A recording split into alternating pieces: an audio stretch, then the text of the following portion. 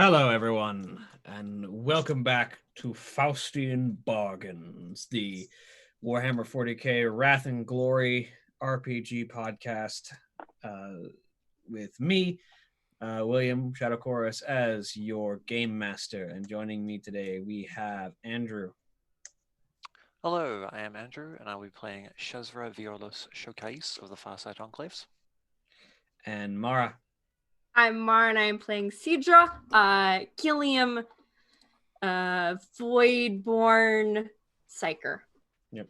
And Cody. I'm Cody. I'm playing Mira, Battle Sister, Seraphim, Battle Sister. And John. I'm John, and I'm playing Tacitus Abano, the Deathwatch Librarian of the Ultramarines. And Holly. I'm Holly, and I'm playing Guido Wolfblood, the Space Wolf Primaris Marine Reaver. And our Craig is not feeling well today, so he will not be joining us tonight. So the any point at which Gobruk Teeth Torso becomes relevant, it'll be played by me. Which I always enjoy playing an orc, so it will be no problem for me whatsoever. But let's just scrap Faustian bargains and go straight into an orc campaign. Everyone plays orcs.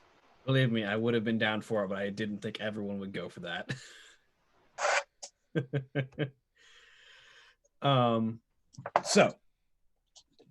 When last we left off, the group had made their way onto the way station, the watch outpost that had been positioned along the edge of the Cicatrix Maledictum, that had been assaulted and butchered by what, upon inspection, appeared to be Chaos Traitor Space Marines of the Iron Warriors Legion, who seemed to have very methodically stepped through, butchered everyone who was on this base, and then trapped the base for whoever might try and reclaim it.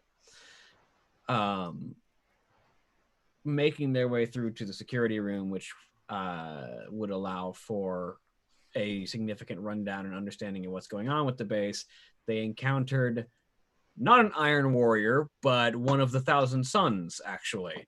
An individual by the name of Azek Ahriman, who, aka a powerful chaos sorcerer, who noted that the group was looking for the Iron Warriors, and that the ship, the Iron Blood, was making its way to the world of Inuit, and that if the group wanted to try and hinder any of their assault, they would want to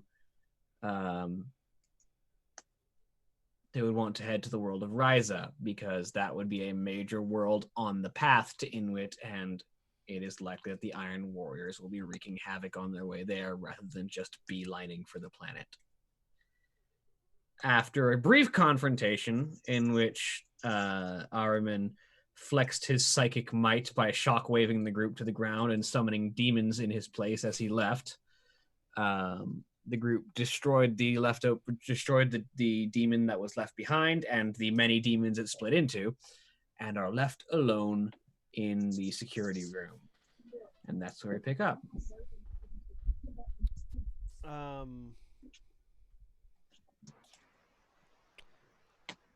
Does the security room has computers and things, right? Yes. It's basically a monitoring station for the entire facility. So, looking at the rest of the group, someone see if you can utilize this room to access communications and reach back out to Faust. We need to report in as swiftly as possible. I'll sheath my chainswords and attempt to do that. All right. And while that's happening, I'll walk over to one of the consoles and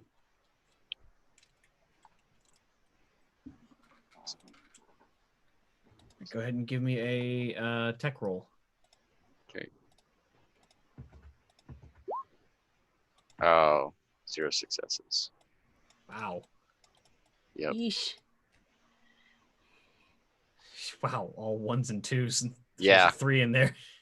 Yep. So this computer system, it takes you a while. It takes you longer than you probably want it to, but you do eventually manage to get into it. And You could, because we do get 2, I think, at the beginning of each. Oh yeah. you could spend a wrath if you want to reroll all of those. Yeah.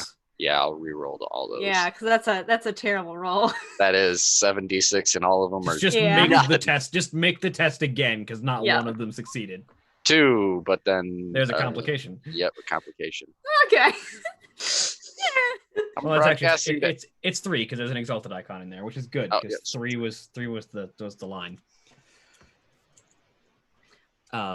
So the I'm not a tech priest. I know what I'm doing barely. One sec.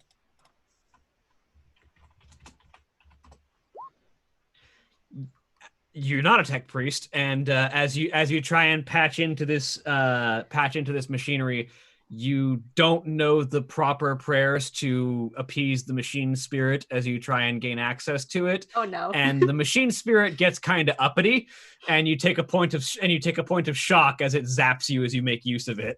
But it does connect, and you do get access to the Vox. I wonder if I might have interfered with that by getting us in earlier. Possibly. Machine spirits are fickle and left to the Mechanicus. But you do have the Vox open, so you can Okay. connect to the Umbra Draconis if you so Yep. desire. I will attempt to do that, and I'll just say, Umbra Draconis, are you reading? So the crew. Let me get the crew document. So let's see who's the master of etherics.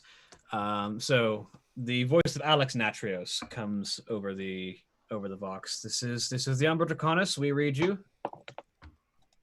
We've made it to the security room. There appears to be no survivors. We haven't been through the entire facility, but evidence indicates that the Iron Warriors were the perpetrators here. There was a chaos sorcerer that fled, without leaving behind chaos demons, but those have been dispatched. Librarian, you're better at relaying information. She walks over. I will move over to continue the update. Mm-hmm. Chaos. Did the sorcerer give us a name? The chaos. He told you his name was Isaac Ariman. Okay. The sorcerer identified themselves as Isaac Ariman, and their armor indicated that they were 1,000 Suns. You said 1,000 Suns. Yeah. that they were a sorcerer of the 1,000 Suns. As we engaged in combat and before he fled, he indicated that the Iron Warrior's next target would be the planet of Inwit. Do I know what the planet of Inwit is? The planet of Inwit is one of the major recruiting worlds of the Imperial Fists. In fact, it is the home world of the Imperial Fist Primarch Rogel Dorn. And do I know that Ryze is a Forge World? Yes. Do I know that's Titan Forge? Probably yes. Yeah. Being an Ultramarine, you would know these things. Yeah. The sorcerer indicated that the Iron Warrior's next target was Inwit, though that along their path they would potentially be engaging with our forces stationed on the Titan Forgeworld of Ryze. I would suggest that we have some are there any Mechanicus on the ship? There's at least a tech priest. There's several tech priests. Yeah. But yeah. I would suggest having a tech priest scan through this facility for further traps, and forces prepare to head towards Ryze, though, of course, the Inquisitor would have the final say. Right, I'll relay that information to the Inquisitor, and I'll send a dropship ready to pick you up if you can make your way to the dock. Beware. Let the pilot know that the dock is very likely trapped, as the entrance that we used was also trapped, prepared for a ship. Servitors servitors tied to explosives and programmed to board the minute the door opens seems to be the catch of the day. Right. We'll send down a sweep with the ship.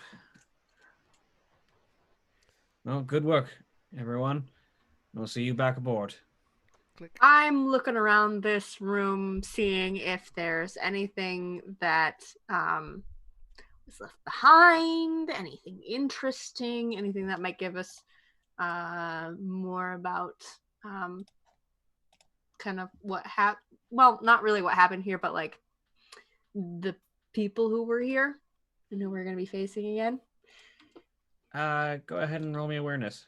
Okay. Or investigation, your choice. I'll do investigation. Well, awareness I'm better at. Let's do that. I'm gonna see if I can figure out how to work the cameras to plot our route to the docks. Roll me a tech check. It's gonna be bad, but I'm gonna try. I'm gonna try to see if I can find if there's a video log of everything that's happened since we've arrived, or since before we've arrived. That one will definitely be investigation.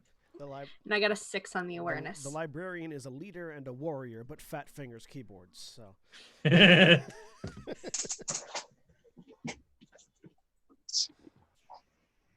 Investigation. All right. Nice. Wow. On 46, Whoa.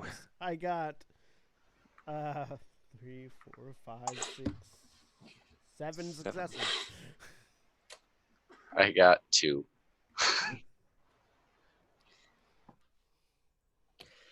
So with 7 successes on checking the cameras, you can definitely plot out a route that will lead you generally safely through most of these traps. You can, with the camera's access, you have a bird's eye view on where a lot of these are positioned and can probably plot a route that'll get you through most of them safely.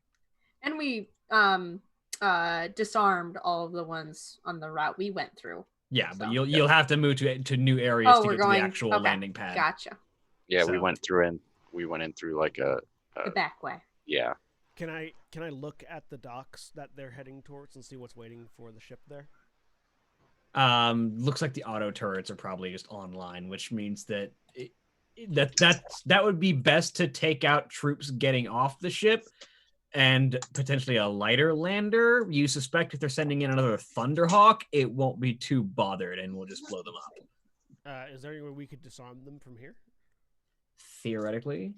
I'll look over at our Tau, who, as I've determined thus far, is next to Mira, the tech expert.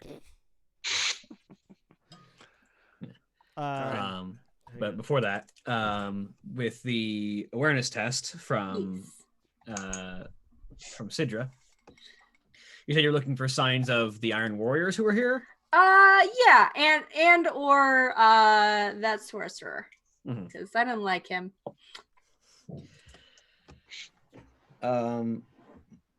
So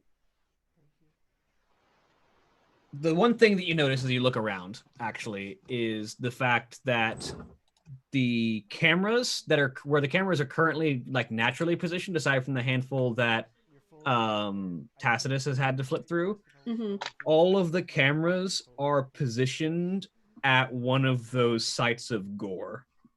When you saw the bodies sort of splattered across the walls and words written in the blood. So you can actually see the complete writing of the litany, which is: from iron cometh strength, from strength cometh will, from will cometh faith, from faith cometh honor, from honor cometh iron. This is the unbreakable litany. May it forever be so.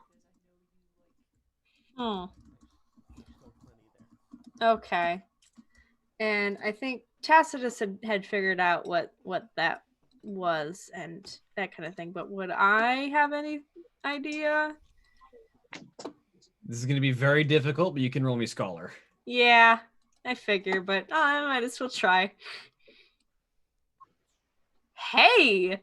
That's 4, 5, 6. So there's not a lot of information that's available on the days of the Horus Heresy because people understandably want to try and forget that. But you are a stowaway on a ship that is regularly used by an Inquisitor. Yes. So there's a bit more data around to stumble across, especially once you are part of said Inquisitor's retinue. Yes. What do I know about this? So based on what you've managed to dig up from Inquisitorial archives that Faust has potentially intentionally left out for you to find, the Iron Warriors, this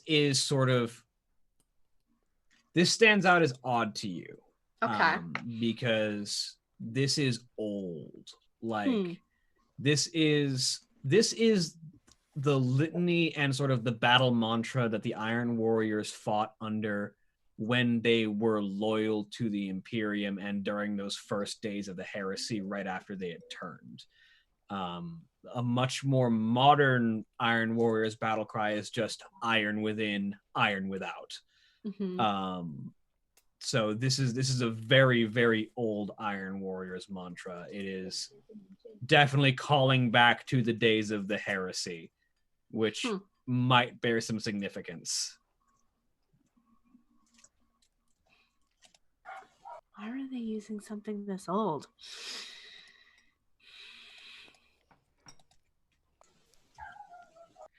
And then for the investigation skill check, you were looking for video recordings? Yeah, the video log of the events that happened prior to us appearing. Sorry, my dogs are going nuts. Yeah, not too hard to find. As you sort of manage to pull up some of the video logs, you basically get, starting from right before the attack, you get a view of the scientists and military staff, sort of business as usual, maintaining the operation of the watch post. And then you note through the sort of very grainy videos that there's a degree of panic begins to set in as the scientists pick something up on their sensors and the military starts to get into combat readiness. And then just a methodical meat grinder of an assault as bolt shells start tearing in from outside and the Iron Warriors just start to march through this base. And it's like watching a squad of just machines going through. They're very methodical, very intentional, very slow and steady. They just sort of march, fire by the numbers, check corners. It is mechanically perfect in its assault. There is a disturbing lack of emotion and aggression in this fight. It's very much just, I have a job to do, eliminate, target, move on. Yeah, kind of like they're clearing out the pests of a nest they found. Sort of, yeah. Does there look to be any sort of leadership leading leading them through the halls, or if they have any distinguishing marks on their armor? Actually, so the thing you notice, because you've probably never seen Iron Warriors before, the armor that they wear is sort of steel gray with this sort of like black and yellow chevroning on the trim, and the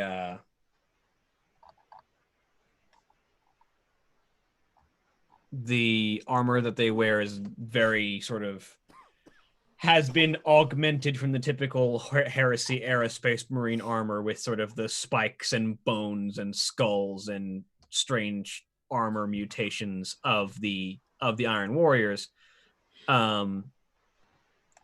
The individuals who seem to be in charge, you definitely pick out an individual who is wearing this sort of heavy metal backpack that is sort of has a servo arm coming off of the back of it that sort of reaches up and over the shoulder, and has this sort of heavily augmented claw appendage on their left arm, and this heavy pistol that's powered by something in their right hand. And they seem to be the person who's giving the directions to most of this this task force that is marching through. They definitely seem to be some sort of officer. You don't know if they would be the equivalent of like a tech marine in the modern Adeptus Astartes, or if he'd be more like a captain, but he definitely seems to be of a higher standing than the standard marines around him. Okay.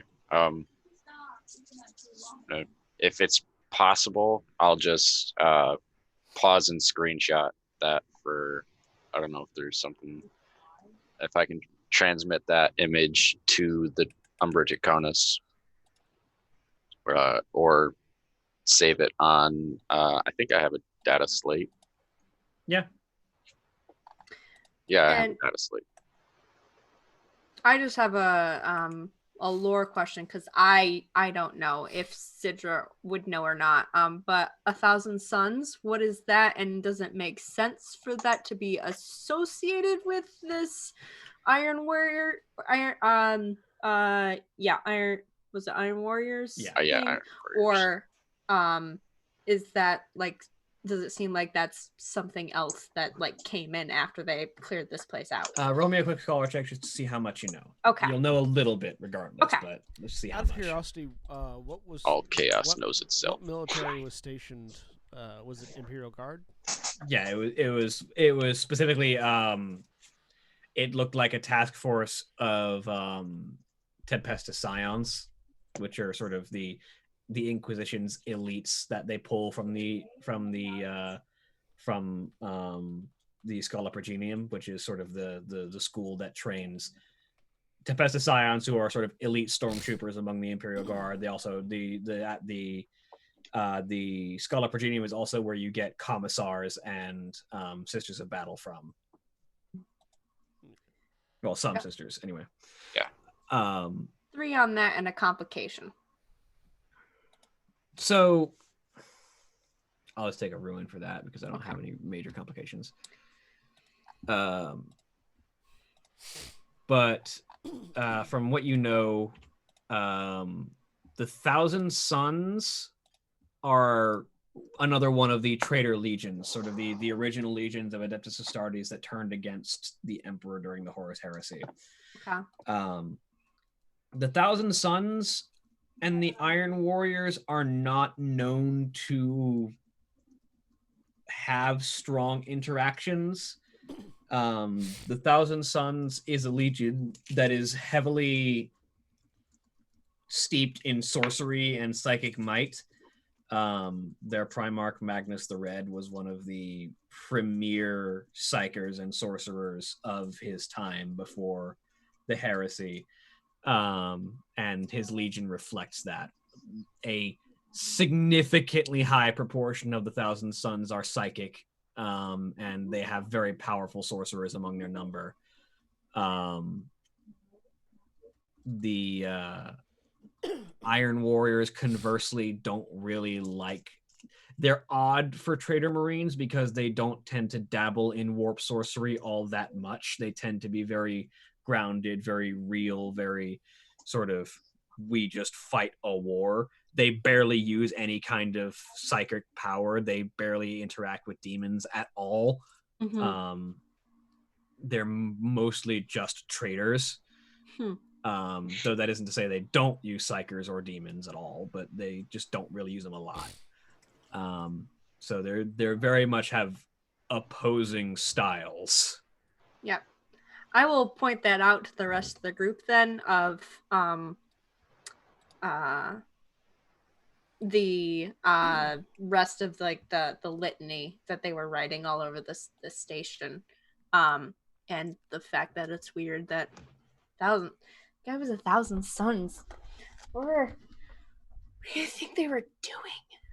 I imagine. What was that thing he pulled through? I imagine seeking to undermine the efforts of the Iron Warriors. But Chaos fights amongst itself constantly. It is the nature of chaos to devour itself.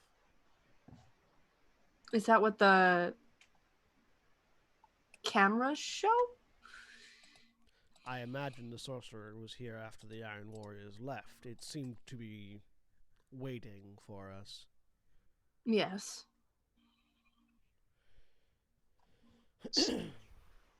However, it does not do to dwell on the machinations of chaos. We simply do our duty and prevent them. Meanwhile, Showcase is attempting to interact with the computer banks here. It's a bit difficult for a battle suit, so the technical drone is going to have to make the tech check, I imagine, to Yeah, shut down probably. the gun turrets. Alright, here we are. Technical drone. Ooh. 6 successes total. All right. So what are you trying to accomplish there specifically? Shut down the gun turrets to prevent that would otherwise fire on a landing craft. Yeah, you can pull those offline with 6 successes.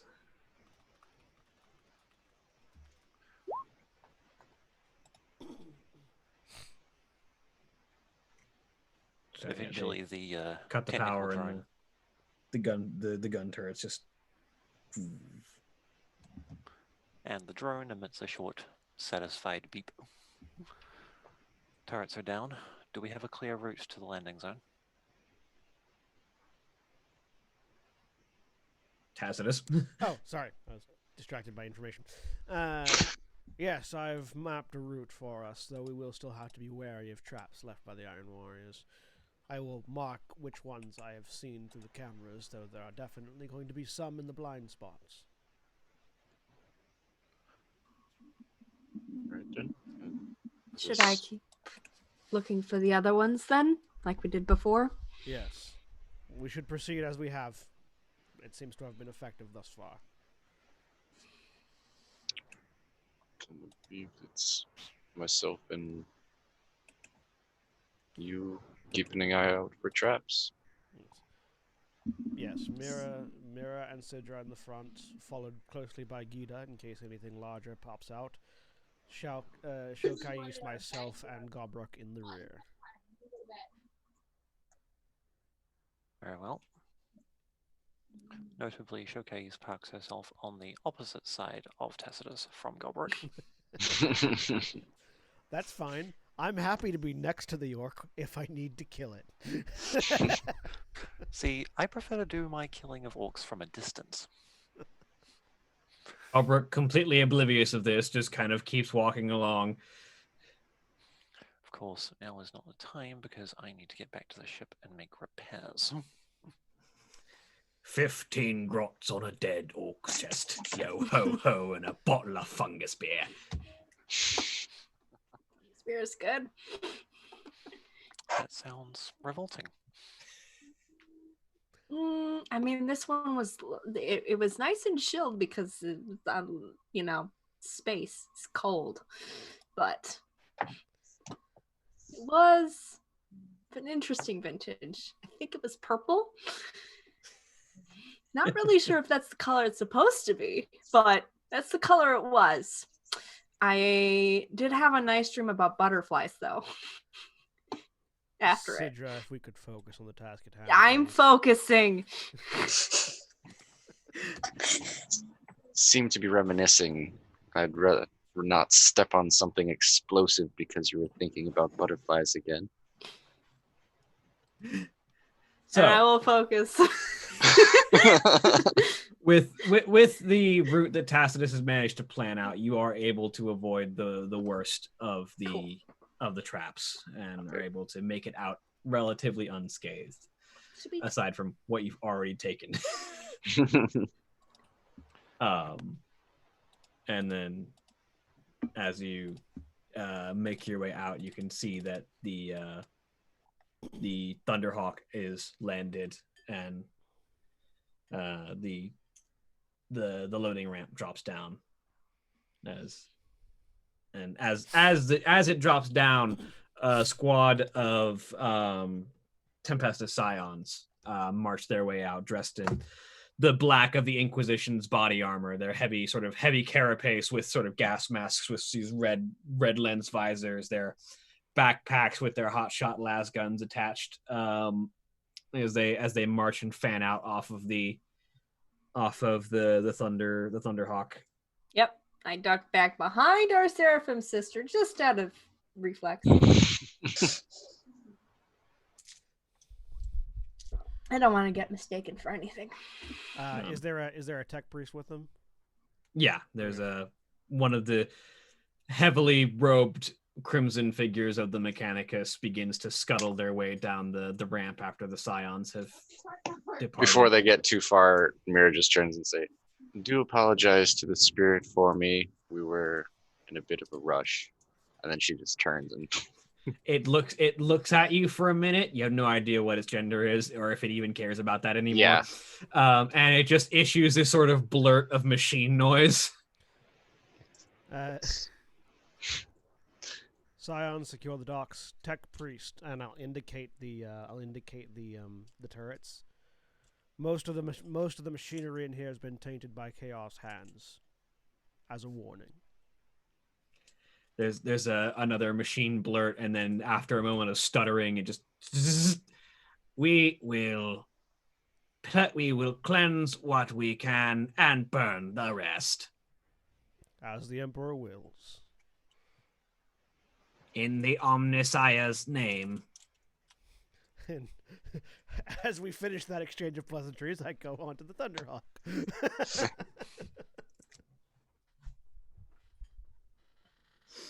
And so your group gets back onto the Thunderhawk, and it takes off, heading back for the Umbra Draconis. You ever get the feeling that you're talking, you're having a completely different conversation from the person you're talking to? That's kind of what the interdepartmental greetings are like in the human Imperium. Yeah, the Tau don't usually have that problem.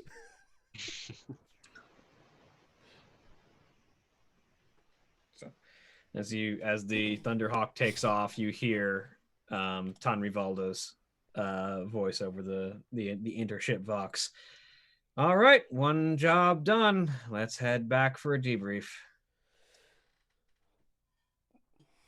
I'll show everybody the image that I got of at least one of the leaders of the raid on this station, so that we're all aware of their importance if we happen to see them elsewhere. Cool. Would that mean anything to me or Gita? You can both make me a scholar check.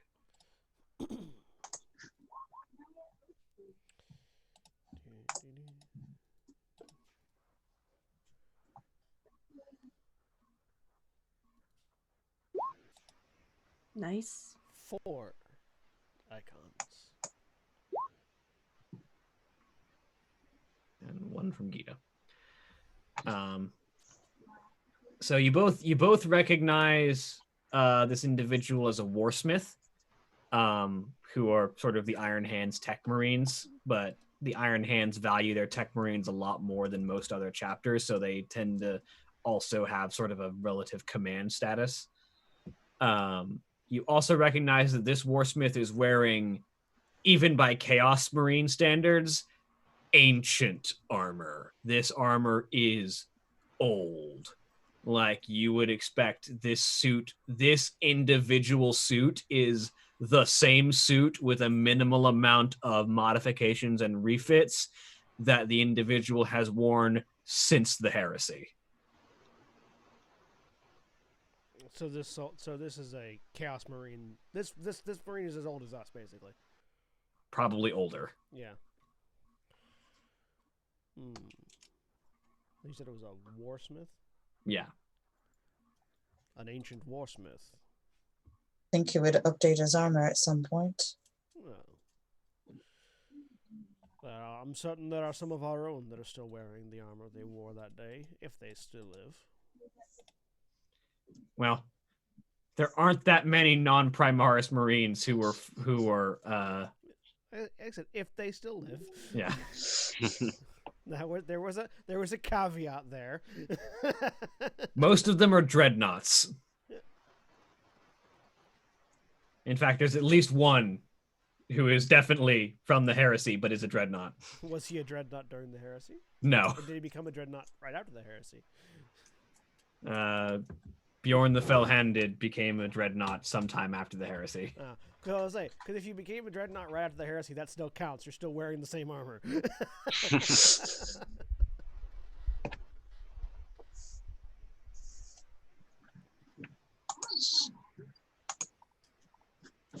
But yeah. This is good information to keep an eye out for. Yes. Super ancient armor. Would this kind of type of individual be someone who could say, I don't know, hijack a Titan? Oh, almost certainly. Yeah. It also makes a slightly more grim potential outcome for their incursion onto Ryze. We may wish to get there sooner. Why? What are they likely to do? Those of the Warsmith's ilk are fully capable of, for instance, taking control of a Titan from the Titan Manufactorum on Ryze. And anyone knows that a Titan is a several 100-foot tall war machine that can level continents by themselves. Cool, yeah, seems bad. Not a thing we want falling into chaos hands. Fair, Noted. fair. High priority target. All right.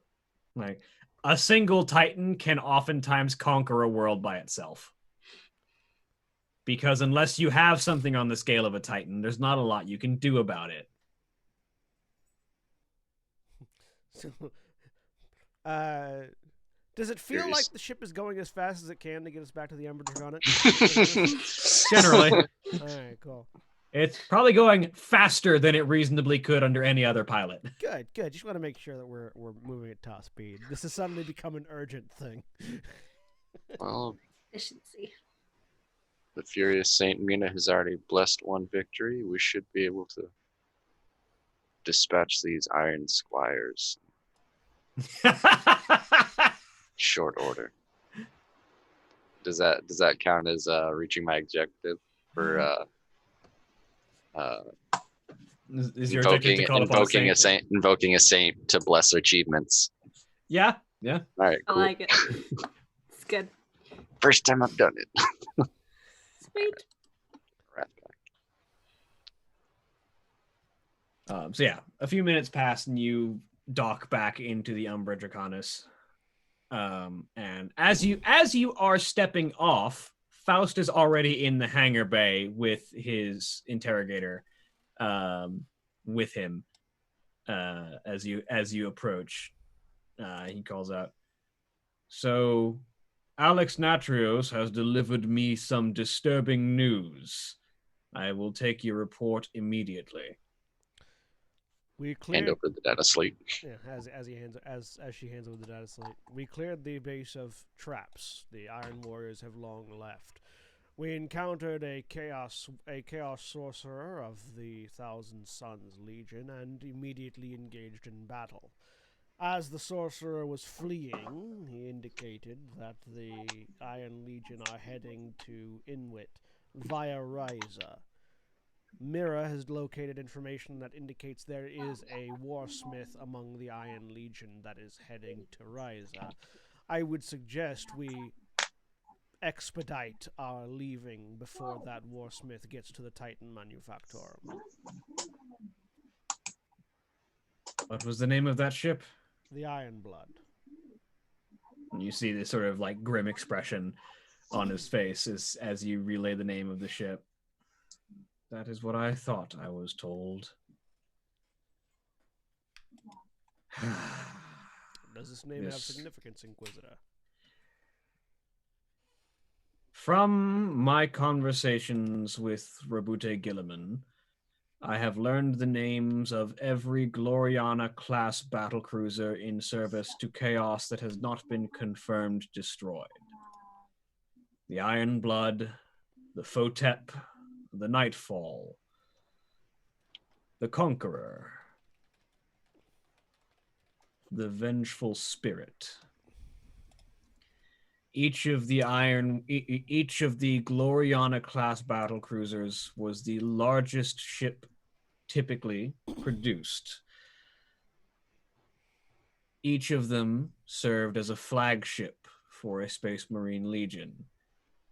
Most of them were specifically the personal transports of the Primarchs.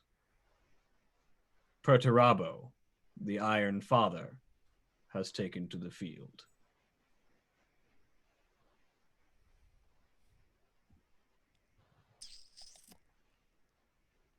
Well, that seems bad. It is. Very. Yes.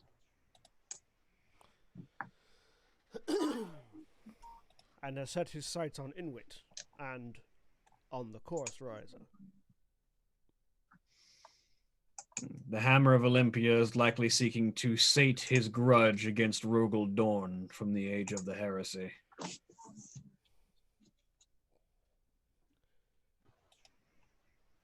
Iron Warriors and Imperial Fists have long held unreasoning enmity.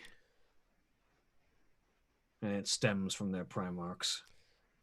William, from the few days that I've been on this ship, does the Umbra Draconis have the forces that you would need to repel a Chaos Warrior invasion of a Titan, of a Forge World?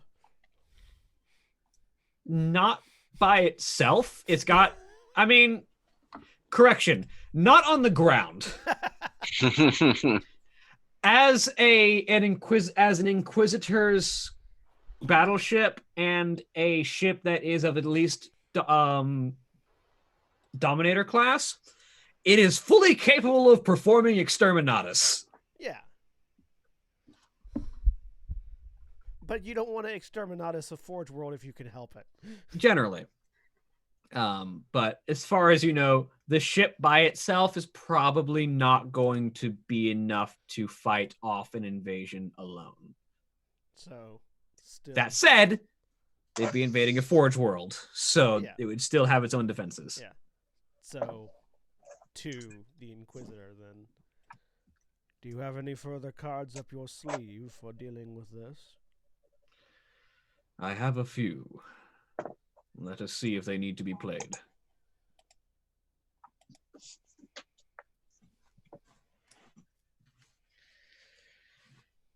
Very well.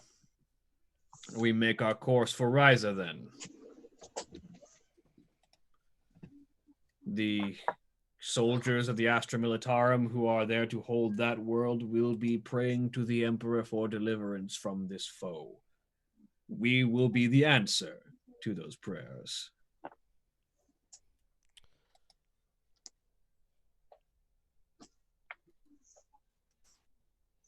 And he sort of turns and begins to walk his way up to the bridge.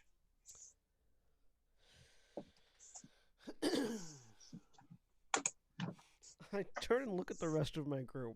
How ready do you all look to fight Chaos Space Marines? Nope. Would you like me to describe the extensive damage to Showcase's battlesuit? I recall it. Sorry. Mira looks a bit excited. Gita will give him a smile. I'm ready whenever you are. Shokais, you should see to your repairs. I don't know how long we will have before we engage in battle, but it will be coming soon. Yes, I will be in my quarters if you need me. And she just turns and walks off. Cedra, just looking at Cedra. Yes. What weapons do you have again?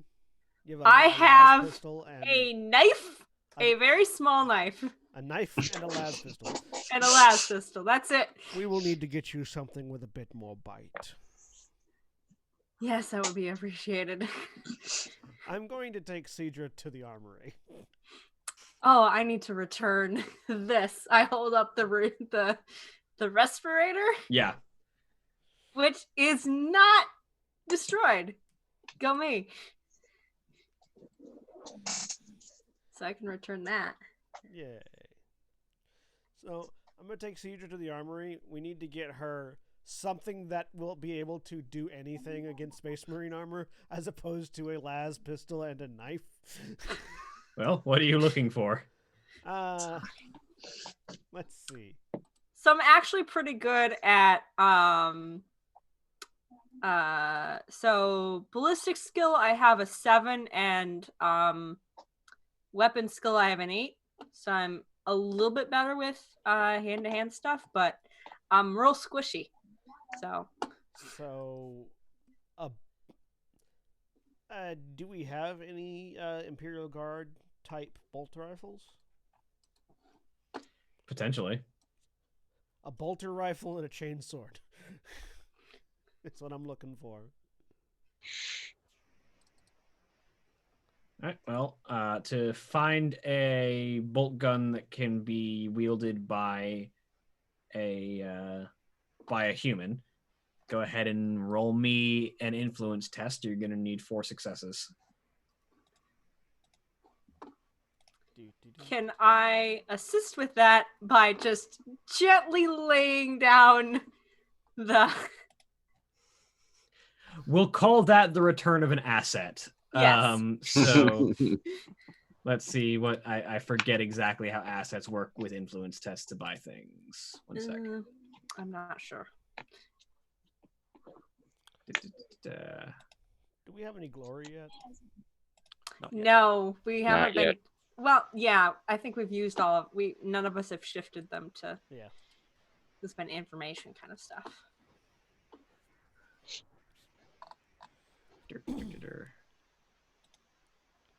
Here we are. Influence. Wealth. There we go. Spending wealth. Assets. Yes. So asset. Asset represent a free point of wealth. Yeah. Spending wealth may permit from wealth to gain additional icons for influence test. Yeah. So you will get 1 icon automatically for returning the respirator and using that as a bargaining chip. Cool. Sweet. So that's 2, 3. So that's 4 icons total. Yep. So you do manage to procure a bolt gun Okay. and the requisite ammunition. Cool. Is that I see bolt pistol and bolt rifle on here. Is it It is bolt gun is the name of it. bolt gun? It should be between bolt pistol. And heavy bolt. Oh, there it is. I see it. Okay. Bolt gun. All right. Cool. What about that chainsword? Roll me. So let's see. Chain sword is going to be a melee weapon. Chain weapon. You're going to be looking for. You need to make me another one. This is going to take 5 icons. Oh, that's 10 base damage. Yeah. Much better. Much Yes. better than a las Much pistol. better. Yeah. My knife had a base damage of 2. Yeah, that Can I spend wrath on influence rolls? No, but you can spend wealth. I've got 4 bits of wealth. Yeah. So you can spend wealth after you make the roll to see how much you need. Okay. And basically each point of wealth you spend will give you an automatic icon. So I'll spend 3 of my 4 wealth to get the extra 3 icons. Yes. And that'll bring your wealth down to 1. And you can regain wealth by basically doing things that would earn you a lot of requisition or money, basically. So I adjust my modifier to wealth to -3. Yes. Okay, cool. Like characters commonly gain wealth by completing adventure objectives, mapping uncharted systems, delivering valuable intel, working as a mercenary, and providing aid to those in need can all lead to accumulation of wealth. It can also be as a reward for helping powerful NPCs, etc., etc., etc. Stealing resources or valuables from another character can also increase one's personal wealth, but could make you enemies, etc., etc. Yeah. At the GM's discretion, 3 assets may be converted into a permanent +1 wealth. So, Nice. by gaining influence and resources and the ability to trade or just pile up money, you can regain that wealth. Got it. Sweet. So I'll I have also a get chainsword now a too. chainsword fit for a human. Yep. Okay.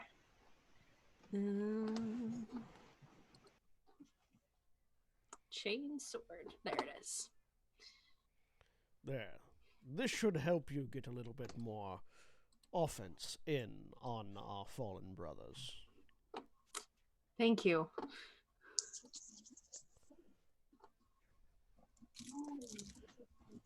As directed by Guillemon, Anastartes' position is for the Imperium as a whole.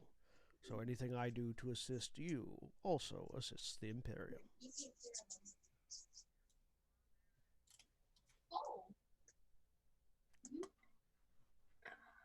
Okay. I think I got those in my sheets correctly.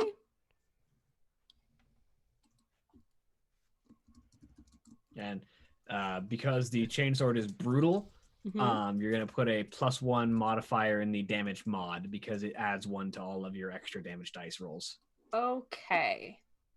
So +1 in the damage mod. I think the bolt gun is. I should have that for my bolt pistol.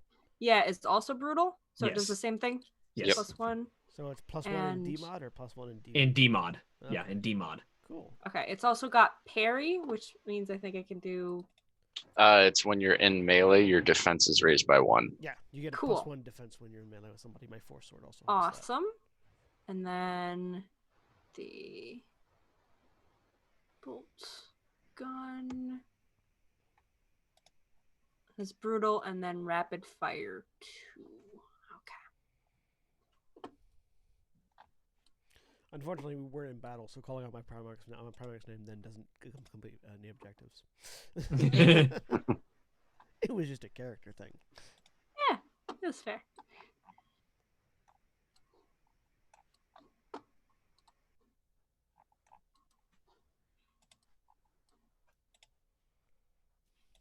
Yeah, and then the rapid fire trait is Adds bonus die. Yeah, it's bonus dice to the attack roll equal to its rating whenever you're at close range with the weapon.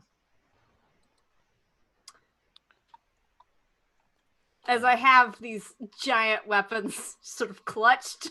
Yeah, in my the acidic little hands. the chain sword is the size of like a longsword, like a Cool. like a medieval longsword. Right. But it's a very blocky case, and so it's extra wide because there's just a row of monomolecular chainsaw teeth on the on the cutting edge. Yep. So clutched in my acidic little sweaty hands. And then You won't damage them. They're built for combat.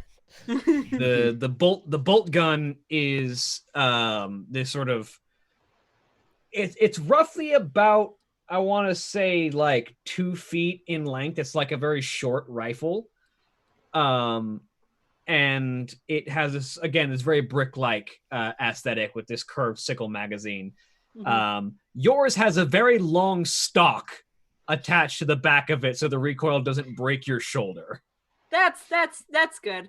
Don't worry, John. I my corrosive touch is just it's real strong, and so it can just, I can crumble it. Well, no, correction. It's not real strong. It's real persistent, though. Yeah, it's real. And if I get so if I sweat a lot, how big is the Aquila on the gun, William? It covers basically the side of the barrel. So this big icon on the side of it. All right. Let's teach you how to use these things so your first time pulling the trigger isn't in battle. And I'm going to direct Sidra to a training room where we will teach her how to use a chainsword and bolt gun. Sweet. The correct answer is 1 at a time. Yeah. You're not a space marine. You don't get to try and one-hand a bolt gun. Okay, fair. It seems like a good idea. Guido will go with them for training. Sweet. I'm sure there are Space Marine sized chain swords we can like temporarily use just to show the movements and how to pull the trigger and things. Oh, absolutely. You have And to you have to lean in when you're cutting with the chain sword, or it will leave your hands. And there's an amount of jerk that the chainsword gives just when you rev the damn thing, because the chain spin very fast. And if anyone knows how like the rotational force works, it pulls air a little bit. Yep. So it sort of tries to jerk forward whenever you rev it. Okay. This is a blade that wants to cut your enemies. Make sure you allow it. Also me, I can tell. This is very... That's why the chainsword has the back end of the chain covered with a metal plate. That's good. That's very good. I'm glad that's there. I will walk Cedra through some of the basic attack forms with a chainsword. And here's how you cut through a person, and if it gets stuck, use your other hand and push on the back. Yeah. Okay, I'm still not going to charge into battle. I'm much more comfortable lurking. It's definitely good to know, though. Then stay back till you're needed. There are others of us that are better equipped to charge. And then practicing with the bolt gun is mostly a matter of your aim is fine. It's just a matter of getting used to the shoulder, even through the stock, the shoulder jarring recoil of a bolt gun. Because you have a black powder charge and a rocket going off at the same time. Yep. And a bruise right there. It's good. It's good. I'm fine. This is fine. So yeah, we'll spend a little while training Cedra on using these things. Yep. Because, as it turns out, a human can barely fire a bolt pistol unassisted. A bolt rifle's much worse. Yep. The only reason the Adeptus Sororitas get to do that because they're unmodified humans is because they wear power armor. Yep. That heavy bolt pistol would be a lot less fun if it was breaking my wrist every time I fired it. It'd be one of those meme videos where somebody has a giant 357 and then they pull the trigger and then the barrel just comes back and smacks them in the forehead. It split their skull. So once all the training is done, I say thank you in token of my appreciation, and I will hand out in the middle of between the two of you, because I don't know who wants to take this, but you were both helping. So she's going to hold out a very small, very battered looking plastic toy boat. You know, like the ones with the plastic sails on them. It looks half melted on one end, but it's all still like waterproof. So it hasn't like gone through the hull. And it's definitely been scuffed up and slightly bent. She holds it out between the two of you. You can borrow that. I want it back. Gita's gonna pick it up, just stare at it for a minute. Stare it down. It is primary colors, red. It's got a red hull and a blue and a yellow deck, and the sail is blue. As she's staring it down, she just mutters, "Tell me your purpose." And worth noting, this is something you would not have seen. Yeah. Because a plastic children's toy is rare.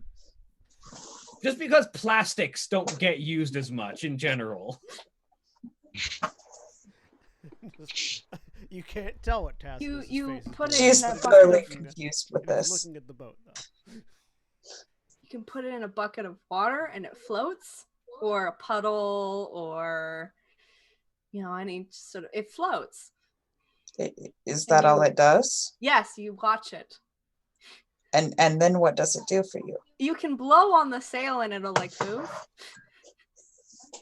You are gathering that this is mostly just a model of a ship that is designed for entertainment. Fascinating. I want it back. I will Thank you. take good care of it. All right, that's all I wanted to do. I'm good now. Just the image of Gita just very carefully holding this teeny tiny boat. Yes. Because it's small by human hand standards. Now think about a space marine's hands. Oh, I picture she just probably has it between her fingers. Just like teeny boat. Yeah, the entire boat probably fits between Gia's fingers. Mhm. Beautiful. And not even a stretch, just like you're picking up a penny, kind of.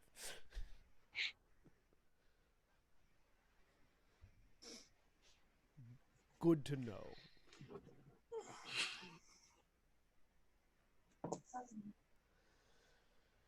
Yeah, like a plastic toy boat is something you would see like on like a Hive Spire, like upper class Spire family, like a toy for their child. So what you're saying is this is something from a garbage dump that Sita found. You don't know where she got it from. No, I don't. Like if you were on the ground of like a spot of like a Hive city, your toy isn't made of anything more than aluminum, like random scrap metal.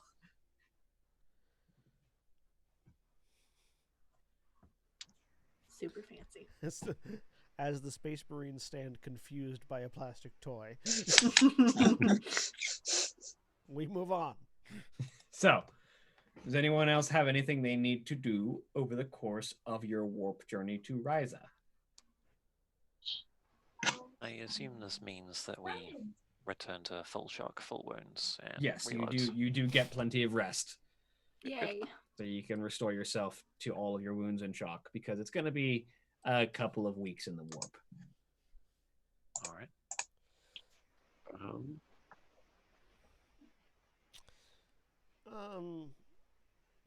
I want to look up any information we have on Ahriman. Roll me scholar. In the case in the time that we're spending in the warp. As a distraction to the screaming.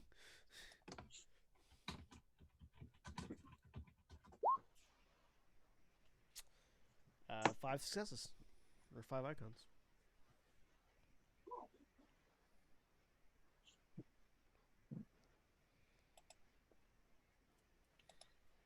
So,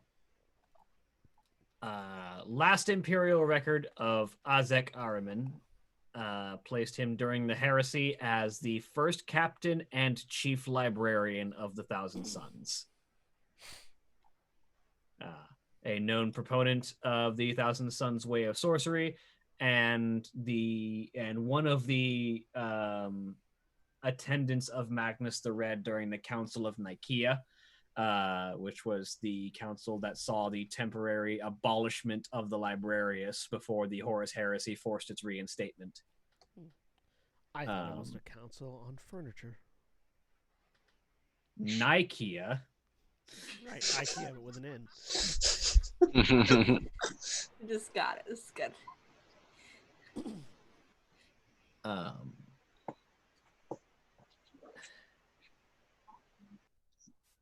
And has since been identified as a extremely potent sorcerer since the Heresy.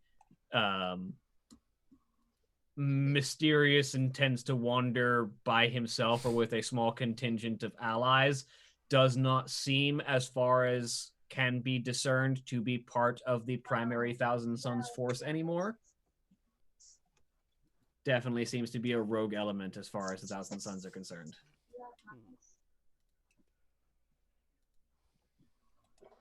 I will relay this information to the Inquisitor.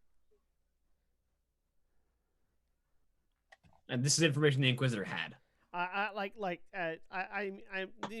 assume the information is on the ship, but I also assume the Inquisitor isn't intimately familiar with every single detail of information in the databanks. Yeah. So, it would seem the sorcerer we encountered was the former chief librarian of the Thousand Sons, Ahriman. Or at least he claimed. Well, one doesn't exactly claim to be Azek Ahriman and get away with it if they are not. It is concerning that one such as he would be intruding upon this situation. I'm not certain if he intends to continue to progress, and we have the power to stall him very much.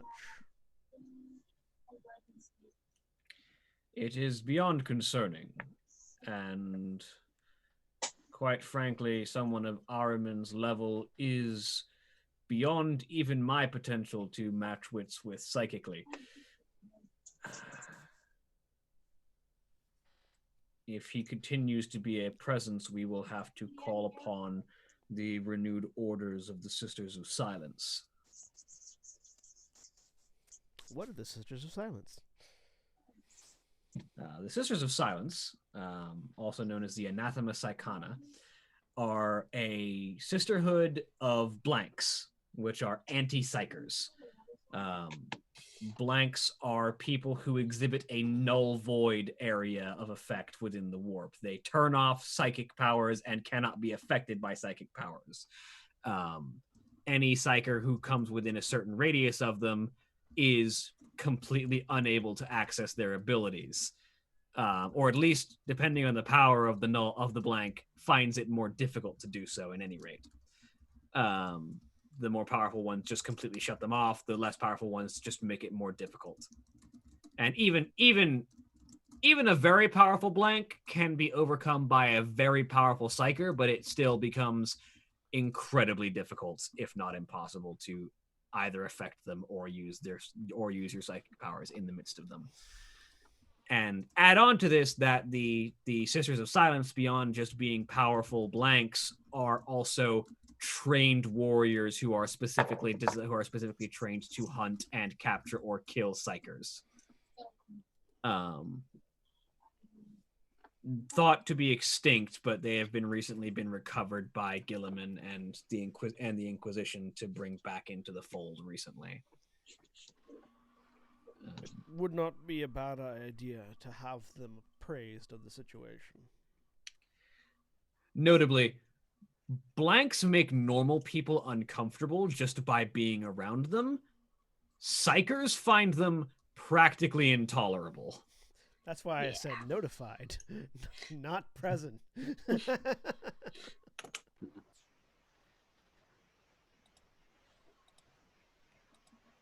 yeah. Would not be a bad idea to keep them appraised of the situation. There may indeed be a need. As loath as I am to call upon the Anathema Psychana, being Psychana myself, they can be useful. Agreed. And the sacrifices we make in the Emperor's name are worthwhile so long as we end the forces of chaos. You are learning. When the orc showed up, I either had to learn or begin killing.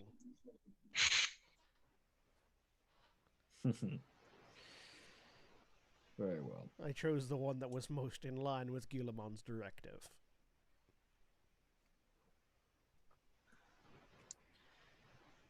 As long as you direct the orc to the enemy, and as long as he is kept in suitable amount of loot and entertainment, for an orc's definition of entertainment, he will be a valuable meat shield and source of significant firepower.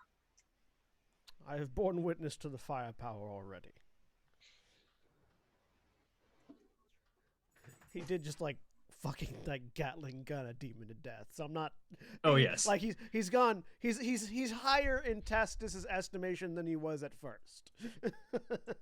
You've seen what a flash kit can put down range. Yes. So long as his gun remains pointed at the demons, he'll be fine. When you know the mind of the orc, you understand that there are very significant nuances to them. There's a reason I only deal with individuals such as Gulgrim who are not considered normal by the species, in that they value some things potentially more than combat.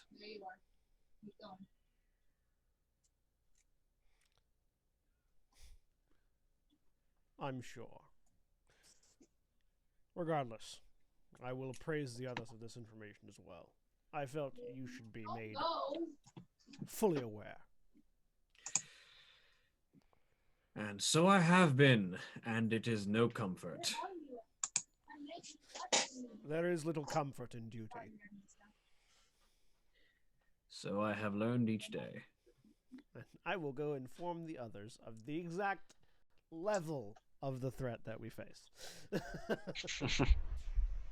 So guys, just so you're aware.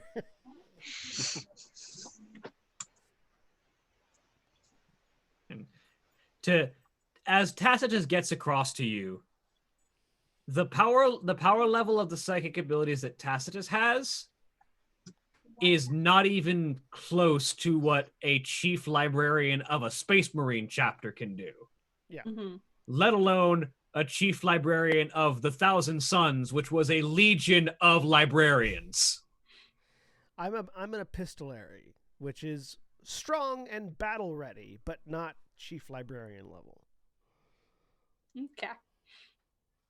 And then you consider that the baseline psychic power of a typical Thousand Sun sorcerer is epistolary level, and we're talking the run-of-the-mill sorcerer in the Legion full of sorcerers. Yeah.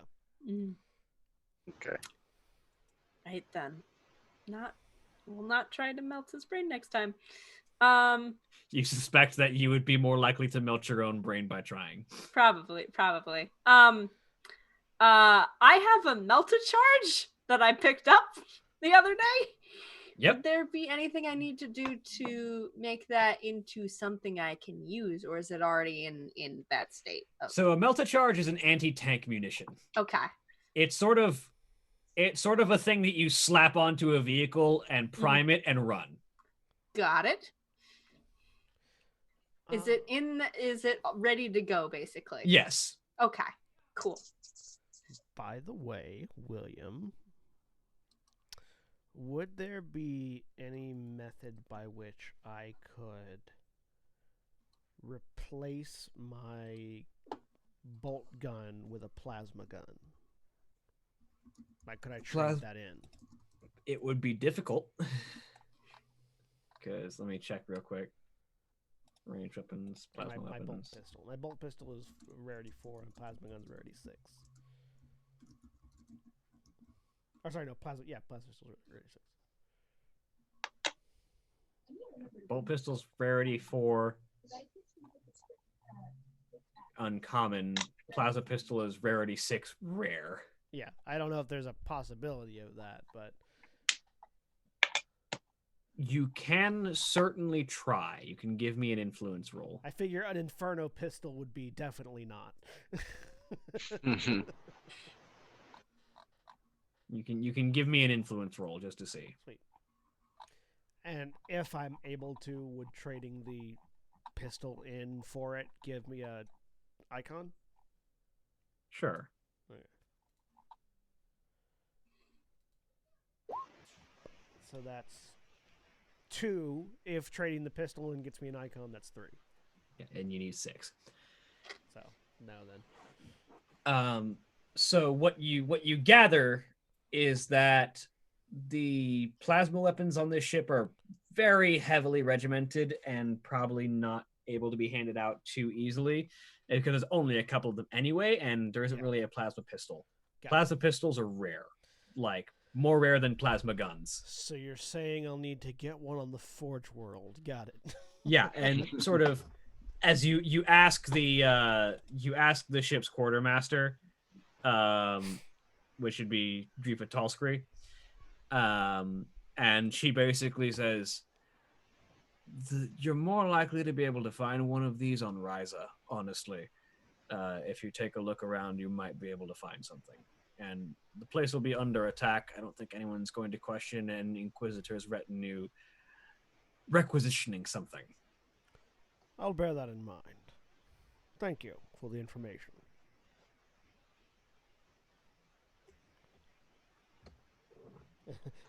We need to get us some plasma weapons. All right.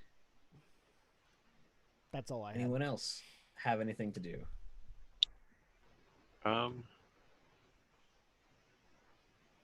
Does anyone intrude on the Tau while they're repairing their armor? Yes, you haven't actually seen Shokai face to face in a while. Ever? Or Mira honestly probably would just watch for a bit to see what, like how the repairs start. But then if it looks like there's quite a bit of work to do, she'll walk in and just, I could take a look at any propulsion systems. I am quite familiar with those. If you require, I'm not familiar with Tau technology, but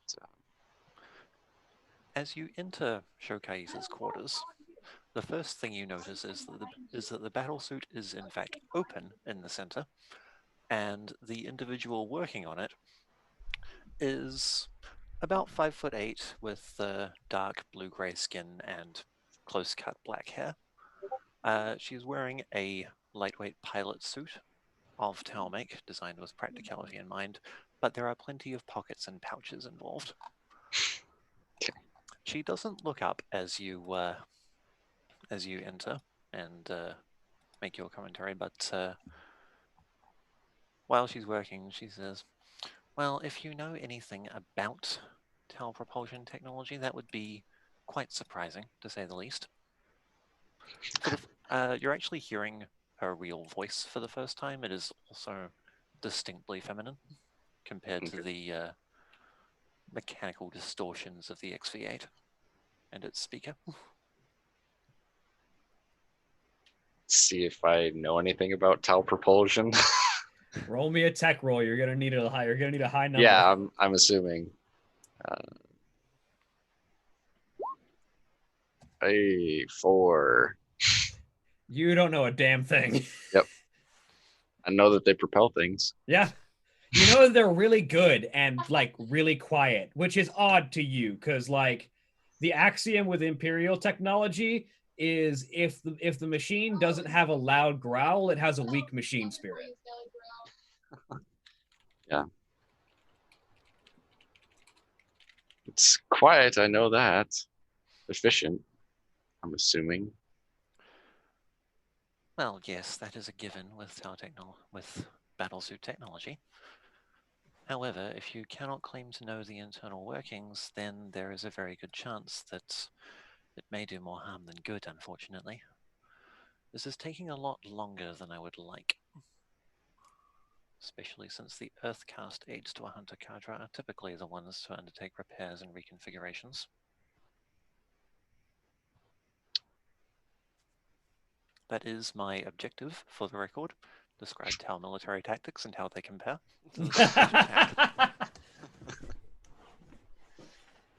Get your wrath. I love how petty these objectives are.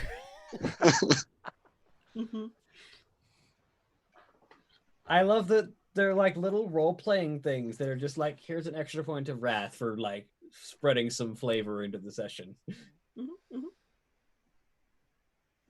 Well, at the very least, I can perhaps learn something here from helping you if you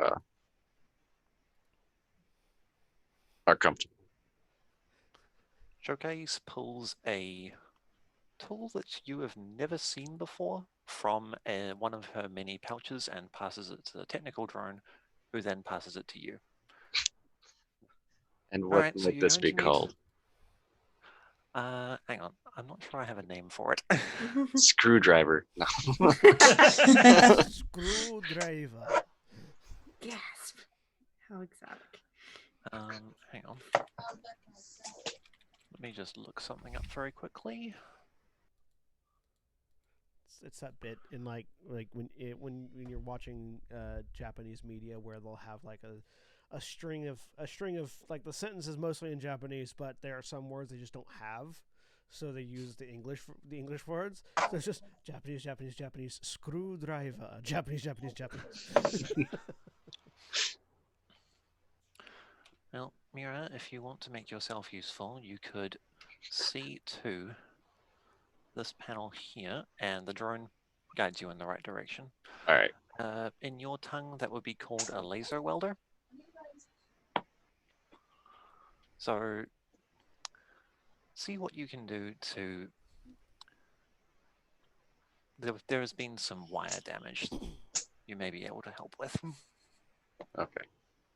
I will attempt to assist Showcase with their repairs. All right, make me a tech test. Hey. 4. No. Yeah, 4. Yeah, 4.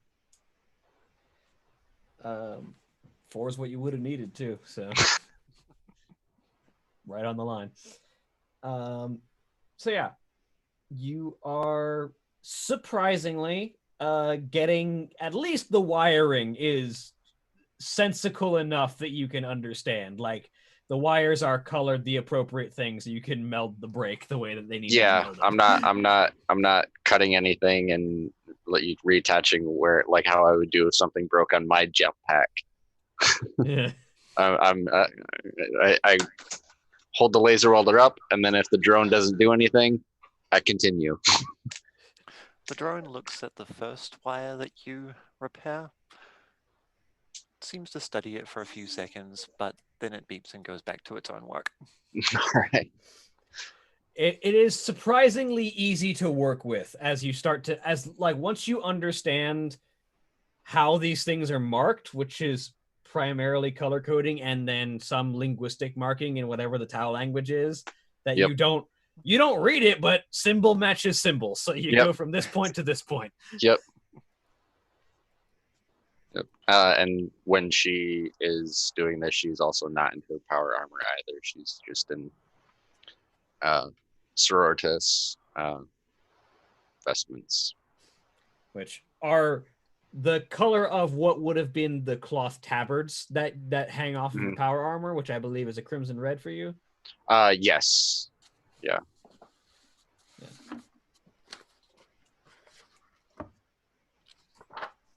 But yeah. And so you offer what assistance you can provide, and it actually helps make the repairs go a little faster, surprisingly. Yes, I had expected that it would take a few days to properly complete to standard, but yes, I think you have expedited the process a little bit, and for that I thank you. Very welcome. You're willing to further the Emperor's cause? Well, all of our causes should be in as good of order as any of us. So if you're not at peak performance, then we're all in trouble. Even a team of 3 is only as strong as its weakest. Plus, welding and repairing this machine has got to be quieter than whatever Gobruck is doing. Yes, there is a reason that I keep my door closed on the regular. Meanwhile, down the hall, there's just the sound of hammering and like a jackhammer going off. I was listening to music.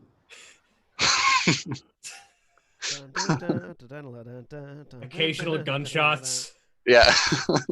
Daka daka daka daka. All right. Daka daka daka daka.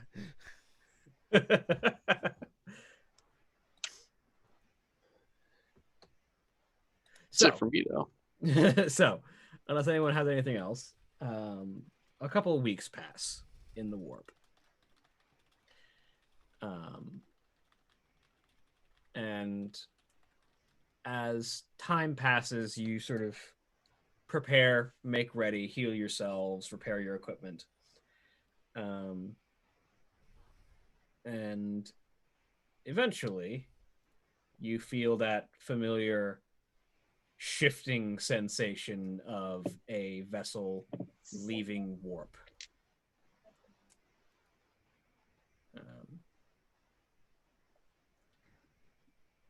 And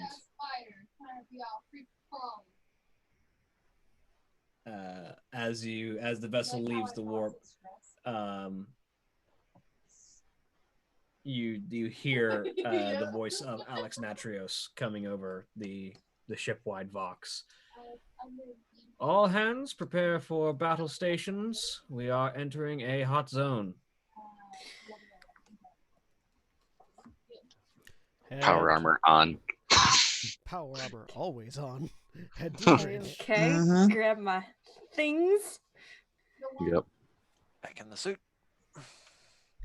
And each of you individually gets a vox call from Gora Nightvenom, the interrogator. All right, all of you to the bridge. It's time for us to figure out where you're going specifically. Oh boy. Already on the way. I'll be there. As am I. Like the Space Marines get the Vox call at the same time as we're like meeting in a hallway and turning to walk towards the bridge.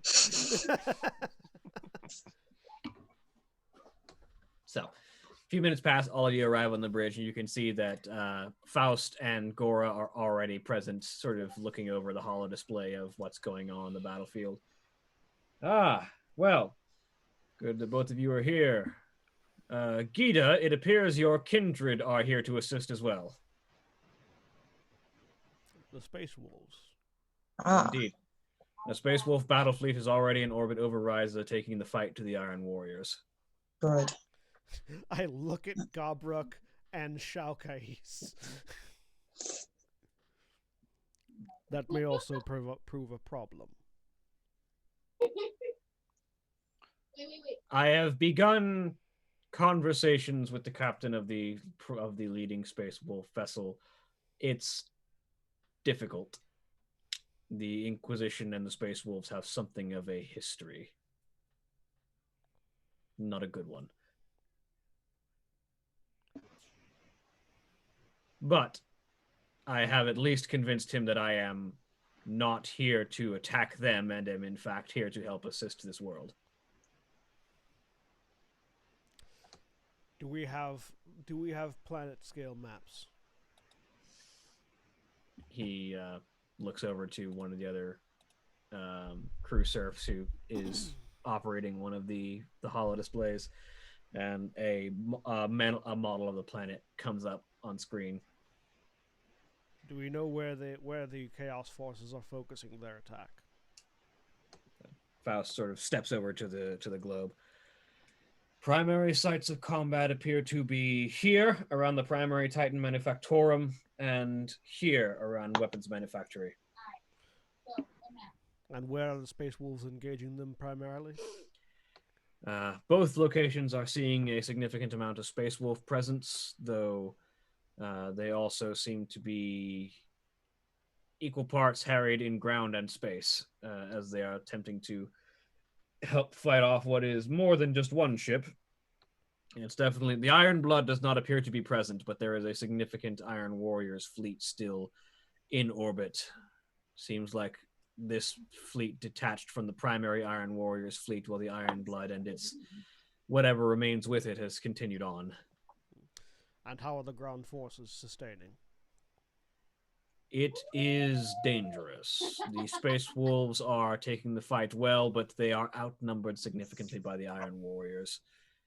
And the Astra Militarum and Adeptus Mechanicus forces already on planet are holding their own, but are steadily being overwhelmed by the methodical firepower the Iron Warriors can bring forth.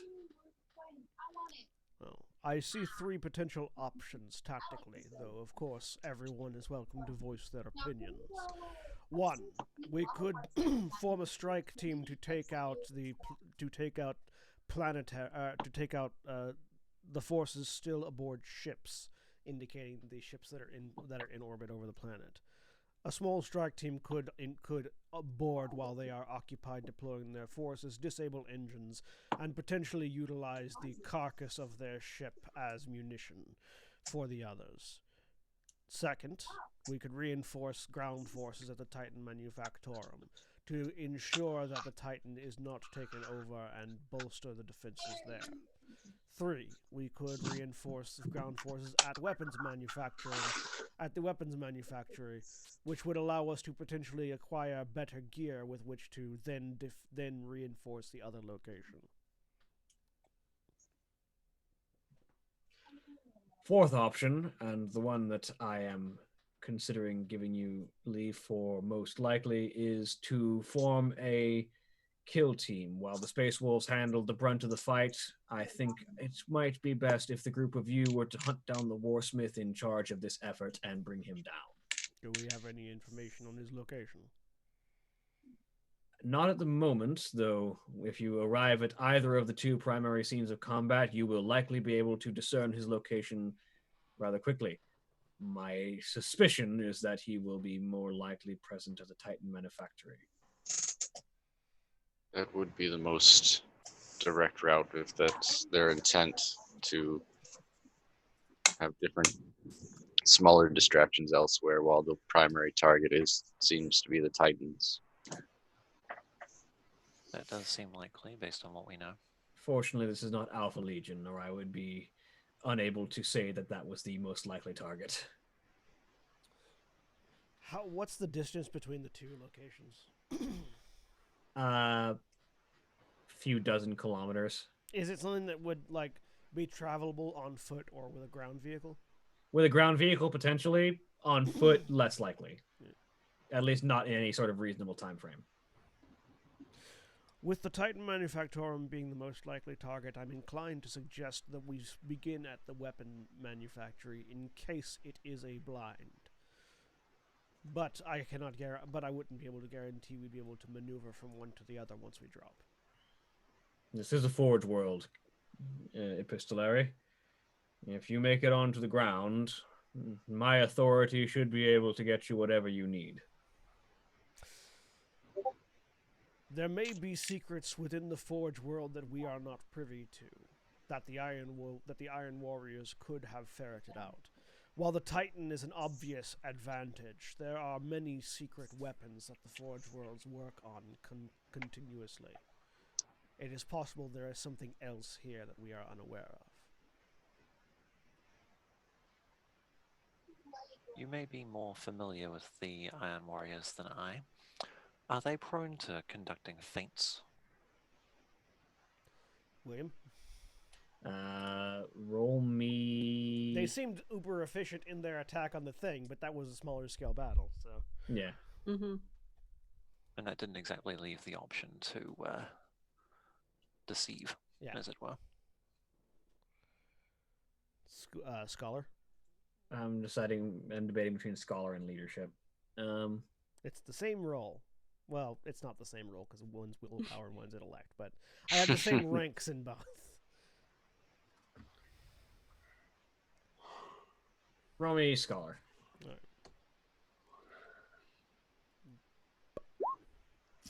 Nice. 7. You can shift one of those if you want. I'll shift one into glory. Woo! We have a glory. Woot woot. Yep. Glory acquired. So based on what you know, the Iron Warriors don't tend to go for any kind of clever tactics, at least not like in the terms of like deceptive tactics. They can if they want to, but typically speaking, their go-to strategy is usually rolling bombardment, march forward, very efficient, very methodical purging of the area in front of them with extreme artillery and siege tactics. Where they get deceptive is in their defenses. Yeah. They are very prone to trickery and ambushes and traps. But as far as offensive tactics, they tend to go for straight siege warfare and just bombard everything until it's dust on the ground. That said, if there was a target that they didn't want to do that with, you could see a feint being a thing. Yeah. It's hard to say for certain. They are as capable of performing military tactics as any other military legion. Feints are within their repertoire. However, standardly, they are objective-focused. Find the target, kill the target, continue on. If they are only attacking at 2 places, I can only surmise both places are significant.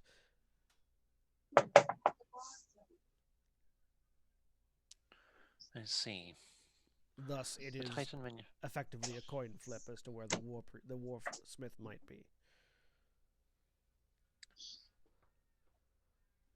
Based on what I know, I would say the Titan manufactory is our best port of call.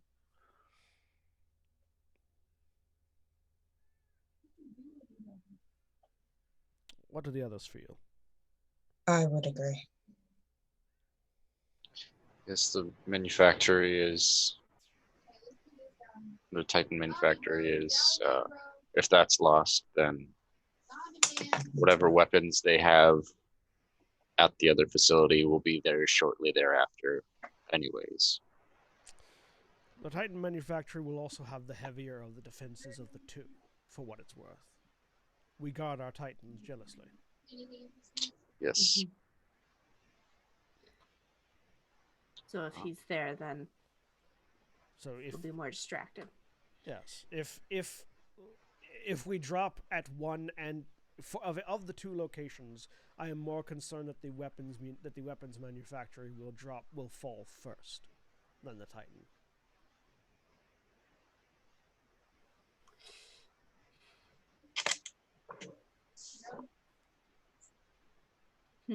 Well, in this situation, I am inclined to defer to your judgment, Epistolary.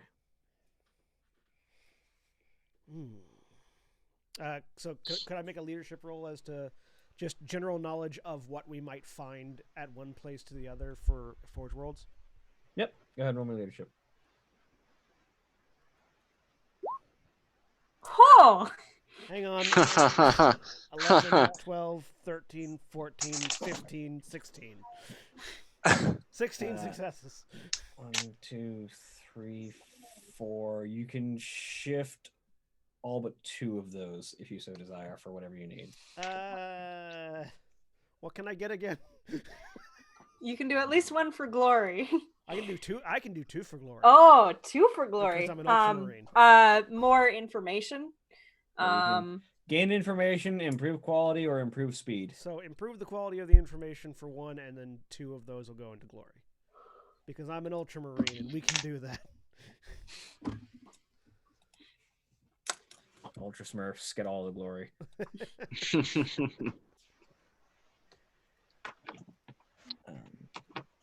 So, based on your guess, what you are likely to find in weapons manufactory is, typically speaking, depending on Ryze's primary export is Titans, but based on what you know of the planet, you're likely to find more guard grade weaponry than you will find Space Marine grade weaponry. However, you will probably find the gamut of guard grade weaponry, which means everything from las guns to auto cannons to shells for a Lehman Russ tank, potentially the cannon of a Lehman Russ tank. You'll probably find some basilisks and other siege weapons available. Potentially, you might find like squad tactical weapons. Potentially, you might find like a heavy melta-gun or a las cannon, maybe. So, after thinking for a moment, they're attacking the weapons depot so that they can acquire the arms and ammunition they'll need to crack open the Titan Manufactorum. They manufacture everything from Lehman Russ cannons to two melta weapons and basilisks here. I'll indicate the weapon manufactory. I would suggest we drop there first. That is going to be if this is a 2-stage assault, this is the first stage. Meaning that their warsmith is likely there. Okay. Okay. And Very if well. he and William, would a warsmith be able to like put together a Lehman Russ tank? Almost certainly, especially if he brought slaves with him. Would that be something that, so tactically, would it make sense for Iron Warriors to attack the depot, build a Lehman Russ tank, and use that to break through the Titan Manufactorum? I mean, they'd probably build several, but yes. But yeah. They would find all the materials they need to build siege weaponry at the weapons manufactory, which they would then utilize to break into the Manufactorum with its heavier defenses. And that's the kind of tactic that the Iron Warriors can pull off effectively. Like any other Space Marine group would be like, that's a slow process. It might work, but really we'd rather just bring our own tanks. Iron Warriors can make that happen fast. Their forces at the Titan Manufactorum are likely there as not a distraction, but softening up the defenses, so that the warsmith can roll in with heavy armaments and siege weapons after they claim the weapons manufactory. That would be my suggested drop point.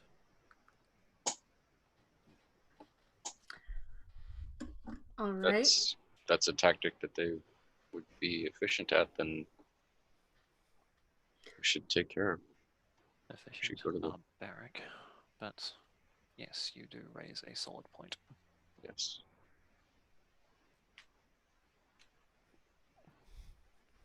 So to the weapons manufactorum. Very well. I will have a Thunderhawk prepped for you. I know that Gita and I are Gita, myself, Shokais, and Gobruk could probably would Gobruk and Shokais be able to survive a drop pod fall? I probably wouldn't take the drop pod. I would probably just fly. Drop pods are faster, is the thing. I know Yeah, I that's know that true. our humans wouldn't be able to, but I'm wondering if there's like a drop pod on the Thunderhawk that could deposit our forest. Well, drop pods aren't launched from Thunderhawks. They're Okay, launched those- from the ships themselves. Yeah, And that's from orbit to entry. yeah. And theoretically there might be a couple of drop pods. Like you imagine that there aren't too many Dreadclaws because this is an Inquisition ship, not a Space Marine ship. Yeah. But there might be one or two. And theoretically, Yeah, drop pods are the get there now solution, which is why I'm curious if we have any. both the Space Marines could definitely fit in a drop pod and survive it. The Orc could probably survive a drop pod just fine. Mira in power armor, maybe, but it's more dangerous. And so definitely not. Sidra, probably not. Probably a bad idea. How'd you lose your human? Well, she It's went the drop ground. pod. Hits the ground, instant pod full of jelly. For the people that don't know what drop pods are, they are the Imperial. I'm imagining just an egg. It's just an egg. It is basically an iron shell Uh-huh. that Space Marines strap into and are fired at high speeds from orbit to the ground. Yeah, you're not following. Don't fire me out of a bullet. Space Marines ride those into combat. Humans Space Marines die. They're Emperor bullets. Yes.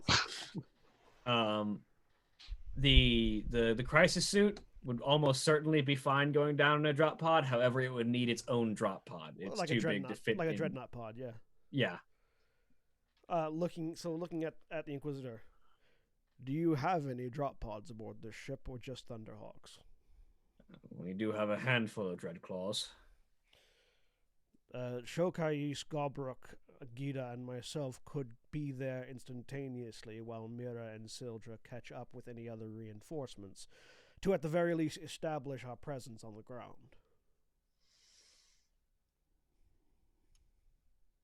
Drop pod assault will draw a certain amount of attention. Are you sure you want to do that? You will likely be in combat as soon as it drops. though you will have the automated turret to assist. And isn't our whole thing getting close to the The what was this? biggest Warsmith. the biggest Warsmith. concern is that time is of the essence, and the longer the Warsmith is allowed to operate on the ground, the more siege engines they will have at their disposal. If we could punch straight into the manufactory rather than into the battlegrounds, it would be some collateral damage to the Forge World, but that would save us a great amount of time in finding the Warsmith.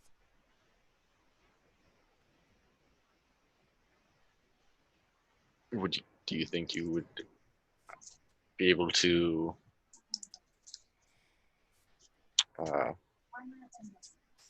not to sound insulting, but survive long enough for us to reach the surface in a Thunderhawk? Yes, and survive long enough so that when we show up, because We don't die? Yes.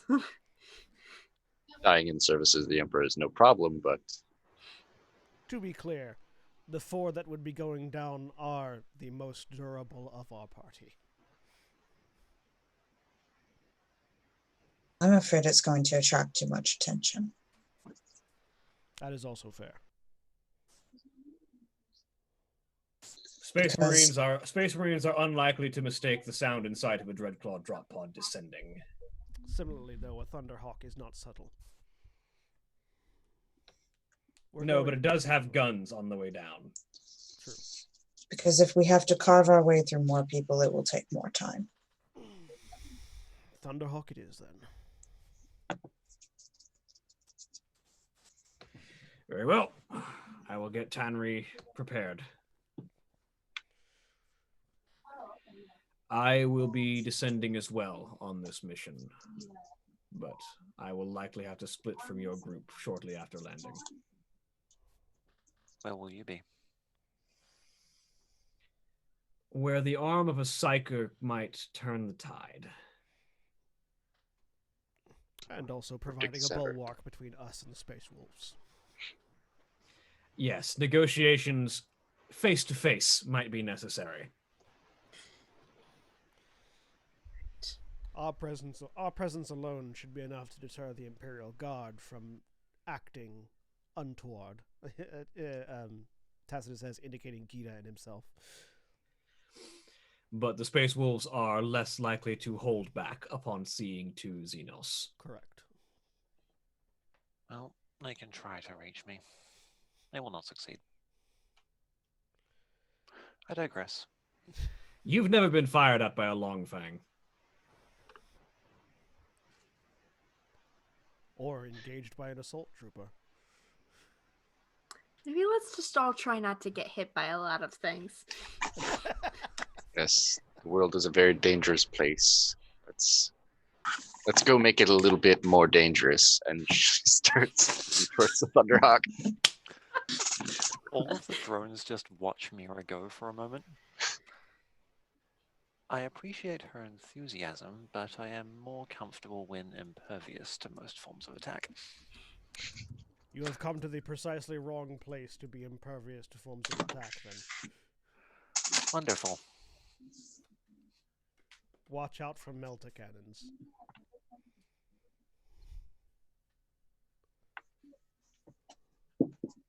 Head to the Thunderhawk. Yep. Head to the Thunderhawk. The group of you with Faust and Gora head to the Thunderhawk dropship.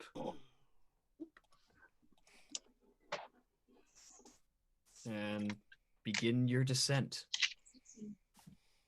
Alright, so we're going to need to get 3 servitors out building a base, 1 building cannons at choke points, 1 preparing a drop pod marker. On our way down, since I forgot to ask Faust before, do you know if there will be any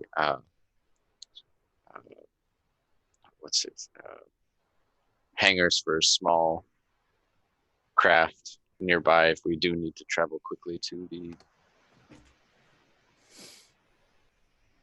Titan Manufactorum? I suspect you may be able to find some military guard, some Imperial Guard issue chimeras around. Troop transports. Okay.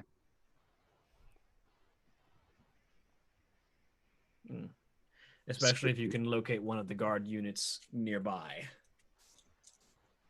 Be sure to keep an eye out for it. Gora will travel with you to act as the symbol of my authority in case you need to confront anyone.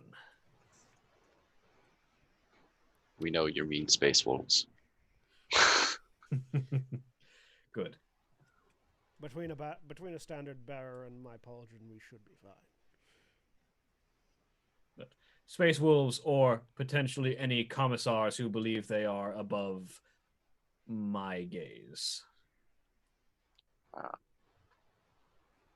was You have a commissar just has the balls to stand up to Ordo Xenos and Ordo Hereticus.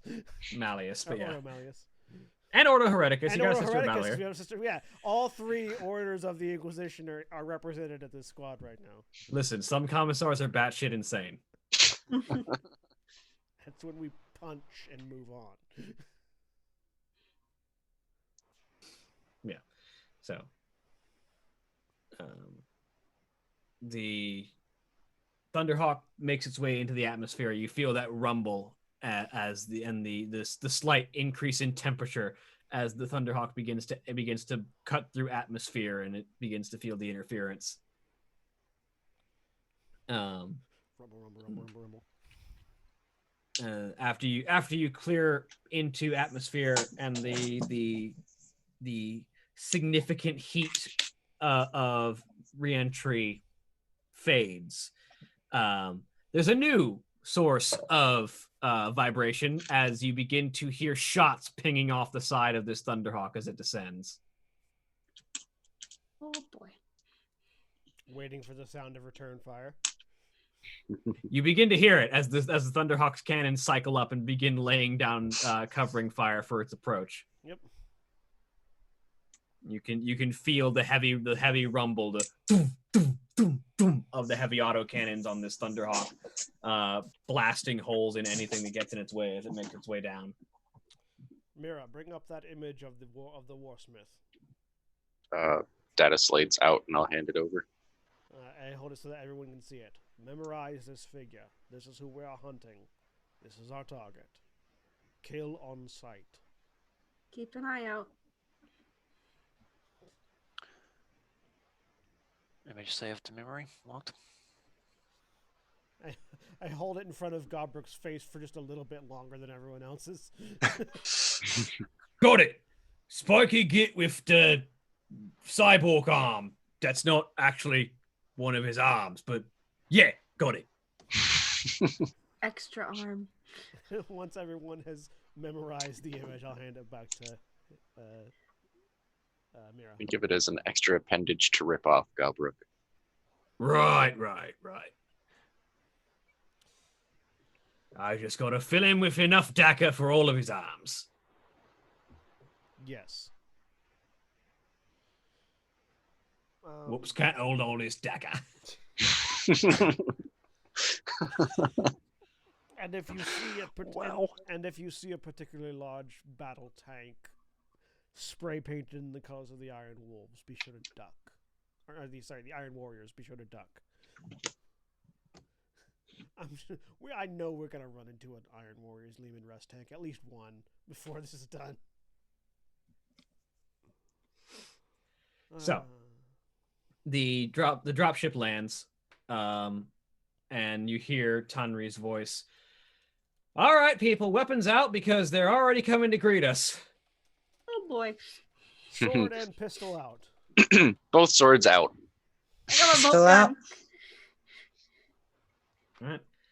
I brought my heavy bolt pistol. I just don't want to use it. Fair. Showcase just parks herself right in front of the landing ramp, ready to jet out on a moment's notice. Yep. All right, so the ramp comes down, and you are face to face with a group of 4 Iron Warriors who are already approaching the Thunderhawk and have weapons leveled. Charge. Jump pack straight out. I have an opening gambit I'd like to do first. Ooh. Are they spread out or in a line? They're in a firing line. They're in a firing line? Cool, good. What? One of them you notice is wearing Terminator armor.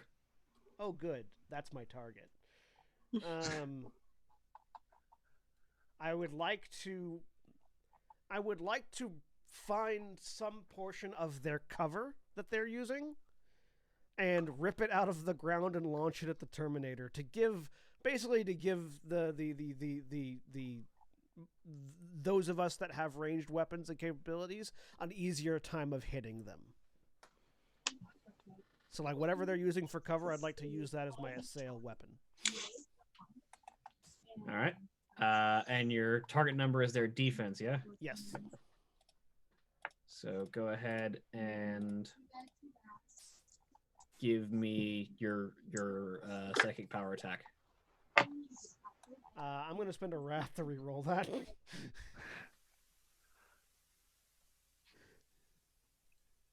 Because I got 1 success. Go ahead. Hang on.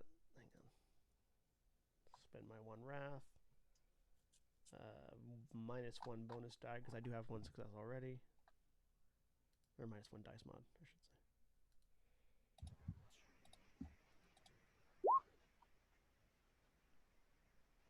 No, that should have been -1 bonus die. Never. I rolled that wrong. How did I roll that wrong?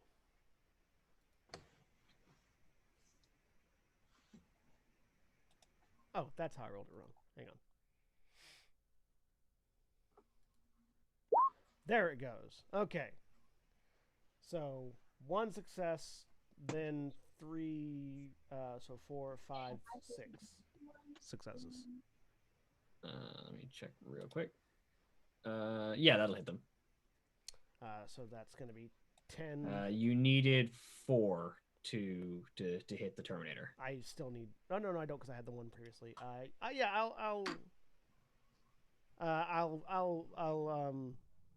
I'll use that that 1 exalted icon for an additional ED. Actually, I don't think you can because it's the Wrath die. Oh no, it's not the Wrath die. It's your reroll. Yeah, That's it's right. not the Wrath die. It's just the reroll. Yeah, because the Wrath die was a 1 initially. Yeah, so yeah, you can use that for an extra damage die. All right. That's 2 there. Is that a regular? Is that a 1 point empowerment for your assail? Yep, 1 point is 1 extra damage die. Nice. So that's going to be 2. So that's 12 points of damage. All right. And then this guy's resistance is 12 points of damage, and I removed their cover. Unfortunately, it doesn't get past the Terminator armor's resistance. That's okay. The cover was what I was really targeting there. Yeah. Now his defense is down. That's good. As you rip the earth up from in front of the Terminator and hurl it at him, the Terminator realizes that you're the librarian in the group. That's fine. As he levels his combi bolter at you. Target I would like the to spend a Terminator. point of glory to seize the initiative. All right, go for it. So Showcase rockets out of the ship. Can she move past the Iron Warriors, and so to attack from behind? Yeah, probably. Cool. I'm going to do that. So I'm going to then, come on. Where are my reminders? Okay, I'm going to make a multi-attack using 1 weapon. This will be with my plasma rifle. The first shot will be at the Terminator. I add an extra die to this because of my Battlesuit Mastery trait. I'm going to spend a wrath to re-roll that. So you was -3 9. dice on the roll.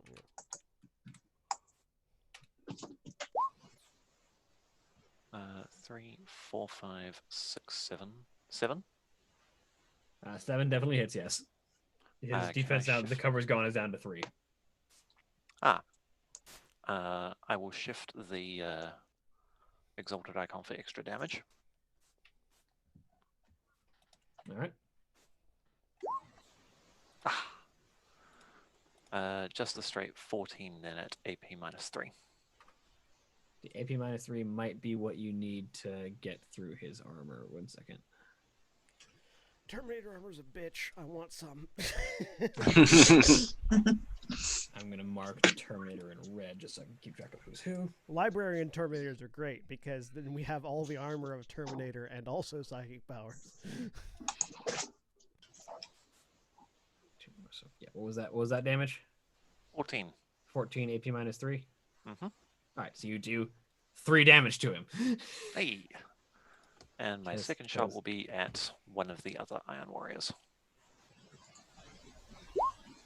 Ooh, that's much better. Nice. So 8 all up. Yep, and you only needed 3 to hit him. So I'll shift the other one into Glory so and glory roll goes up. straight damage. Another 14 AP -3. He takes more because he's not wearing Terminator armor. He takes 5 damage. William, Alright. William, I have a quick question. Yes. So the power of assail targets the object. Then at the end of it, it says they target one enemy with a ranged attack. If hits, the target takes 10 + 1 ED damage. That's Does that the mean psychic. so does that all roll into one roll, or does that mean I have to roll a separate test to hit them with the thing?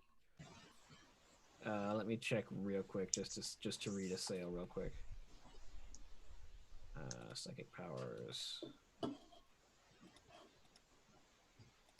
It's telekinesis.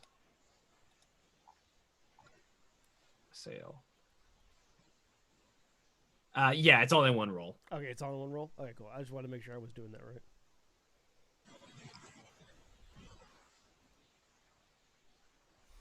Because the difficulty number is the target's defense, it's the target that you're trying to hit. Okay, cool. It's So. worded weird there at the end, and I just wanted to... I think that one's been changed in errata as well. Okay.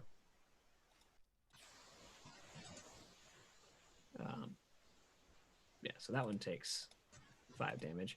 At the end of your turn, I'm going to spend that ruin that I earned earlier. Uh-oh. And the Terminator is going to turn his combi bolter at you, and the underslung plasma gun is going to fire in your direction. Uh-oh. This doesn't sound good. To be fair, I said watch out for melta guns, not plasma guns, so this might be my fault. Weren't specific enough. Wasn't specific Yep. enough. You're gonna get such a talking to by Shokais when we get back. Assuming they live. Yeah. It's okay. It's Warhammer. It's the 41st millennium. We're all gonna die anyways. 1, 2, 3, 4, 5. That's going to be 5 to hit you. Yep, my defense is 4. All right, so he can't shift the extra one. So Let me just check something because I might have. Oh, I wonder, is that survivable? Nah, I won't do that. Carry on. that's going to be 16 damage at AP -3. Uh-oh. Bye. At, Uh-oh. at -3, Next my week, resilience is 8.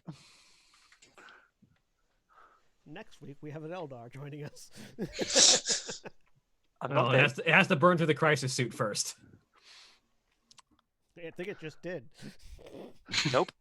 I have 1 wound left. Oh boy. Are you guys Can I gonna attempt to soak? soak it? You can absolutely attempt to soak this. Okay.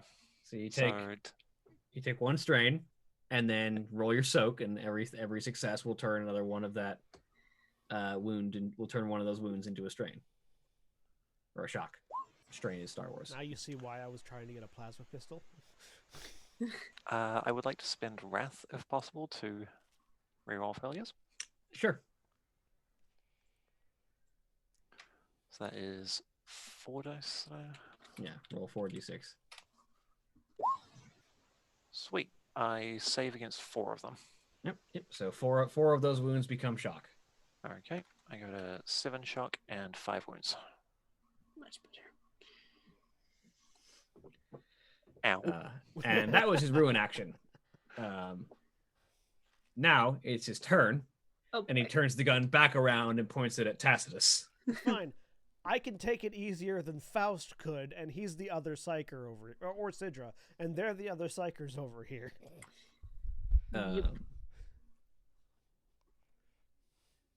That's why I did the opening gambit, so neither one of you have to reveal yourselves as target. And then Gita can go kill him. And then he's going to. So the underslung plasma gun has to recharge because it's a combi weapon. So he's just going to open fire with the bolter end of that.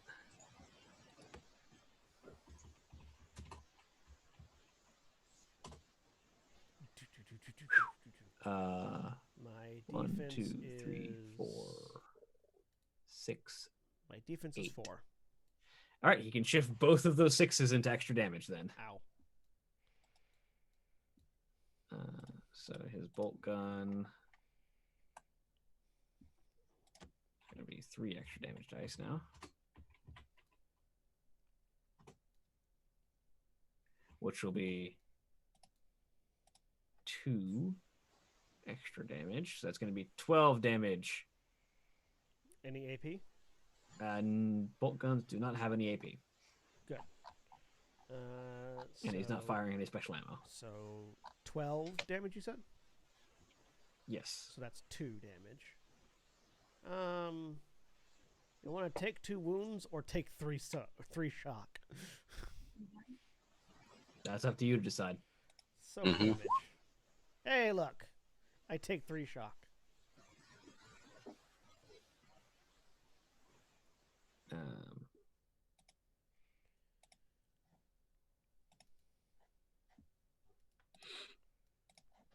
So now it's one of you guys' turn to go.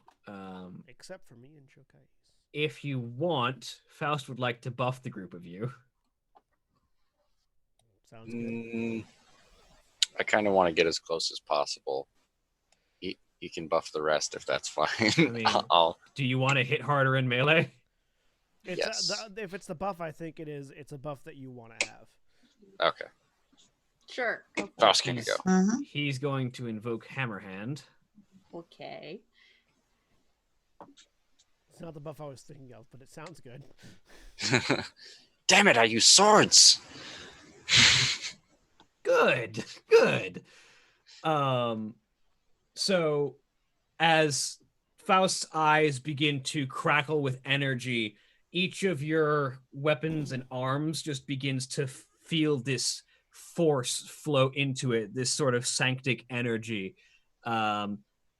Each of your successful melee attacks adds 1 to the result of all melee damage dice they roll, which stacks with brutal. So if you have a brutal weapon, it adds 2. Ooh. Also, he has enough extra things that he can spend this only once, so he can't do it twice, but once for 2 of his exalted icons, everyone gets to add an extra damage die to all their melee attacks. So what you're saying is my Force Sword now has 4 extra damage die and a +1 to the die results of each. Yep. Nice. Is it 4 extra damage die or 4 to the die mod? Or I have 4 extra damage die. Okay. Plus. Yeah, so you get an extra +1 to the die mod, so your brutal weapon will have +2 for a melee weapon. Okay. And then you get an extra damage die on all your melee attacks as well. Nice. Very nice. As he invokes the Hammerhand psychic power. Where are we putting that? So in the combat page, you can... I think those... no, that was for successes. Never mind. So I have 2 extra dice.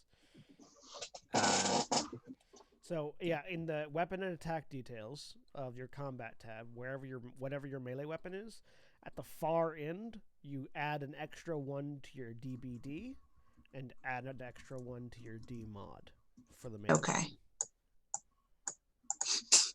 I accidentally just added like 9. Okay.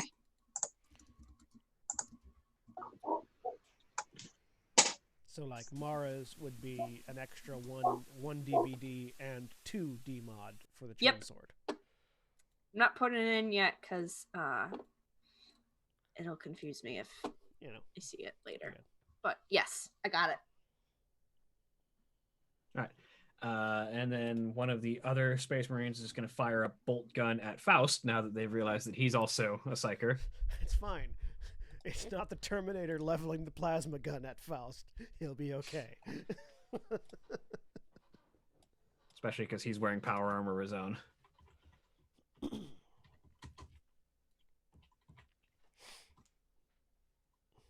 Ew. It's defense 4. 1, 2, 3, 4. Yeah, they can shift both of those. So, William, why are you rolling so well for the Iron Warriors? the Iron Warriors want to shoot, man. That's gonna be. I need to when we get back to the top of the round, I need to move before that Terminator does because my Force Sword does a fuck ton of damage. Go right ahead. Well, the Terminator's already gone, so. Yeah, so have I. That's what I mean by next round. Yeah. Does manage to deal a couple of wounds to Faust. Because my Force Sword does 17. All right, someone else's turn. Can I charge forward now? Is he close enough with my speed of 6? If I double it with the pilot check to... Yeah, because they're within close range for their rapid fire, so yeah, you can charge. Okay. All right, sweet. Yeah.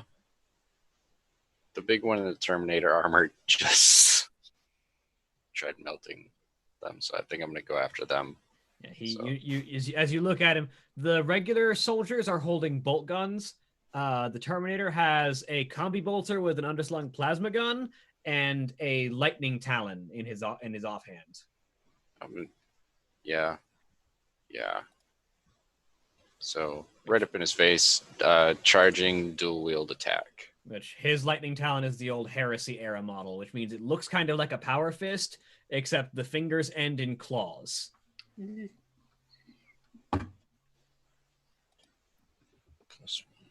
Rather than the Wolverine variant that modern Terminator. Yeah, modern lightning claws are like power fists, except they have Wolverine claws coming off them. Okay. So that's damage. Nice. 9 successes. You only needed 3. Yep, I will shift 1 into glory. You can actually shift all of those too, yeah. So you have 3 regular Yeah. successes. And I just need to check what the other ones I can shift. Using glory.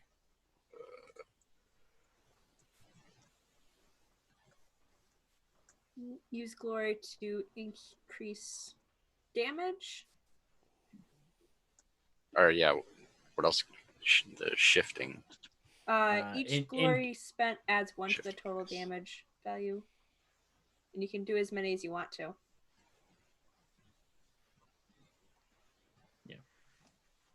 Yeah, no, I was just seeing what I could shift. Your extra in combat, it's mostly just either glory or extra damage. Yeah, I'll do extra damage. So just 2 extra bonus die. Yep. All right, and then so. It's not bonus die. It's shifting glory increases damage. Shifting icons adds extra damage dice. Oh, okay, gotcha. Oh, I see. So that's another 3 extra 3. So base damage is 11. So 22, 25 damage. Sheesh. Any AP? No AP. They're just regular chain swords. But the resilience is also doubled for the do attack, right? Yeah, the resilience is doubled. to determine how much damage they actually do take. Don't forget to include the. Oh no, that did.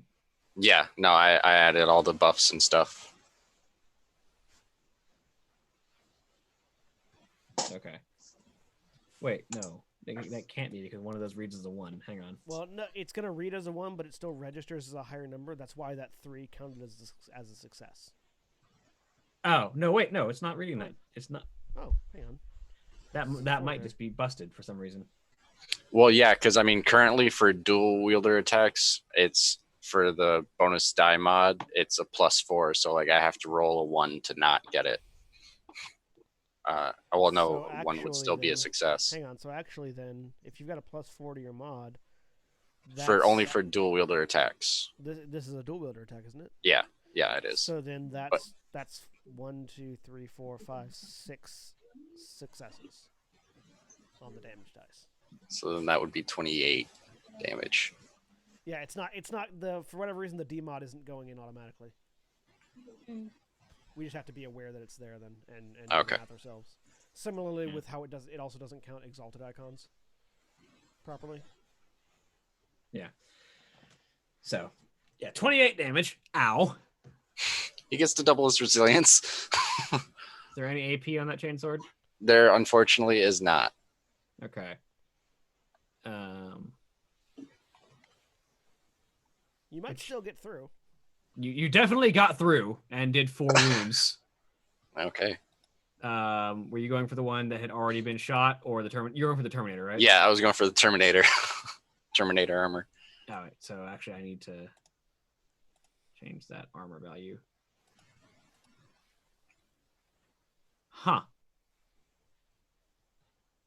You actually roll me a D3.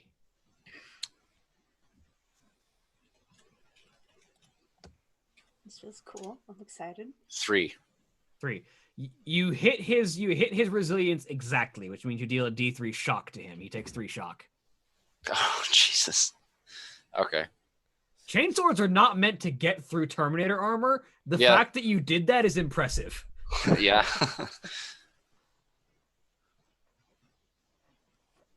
Well, now he knows who to pay attention to. All right. When you do a multi-attack, the target number goes up by 2, right? Yes, for each extra attack. Yeah.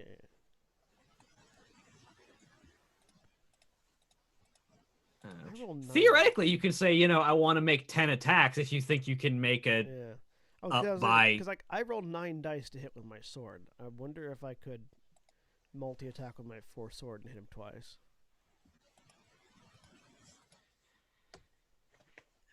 We'll see. So then, other Space Marine is going to open up with his bolt gun at Mira because you're piling onto his Terminator.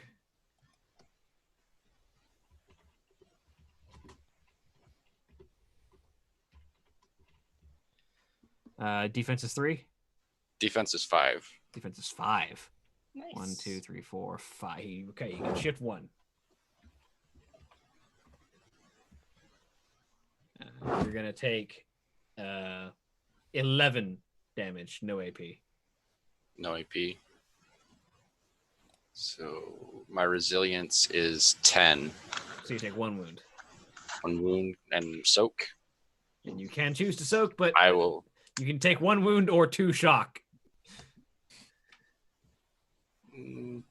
Or possibly 1 shock and 1 wound. Theoretically, if you don't succeed in soaking.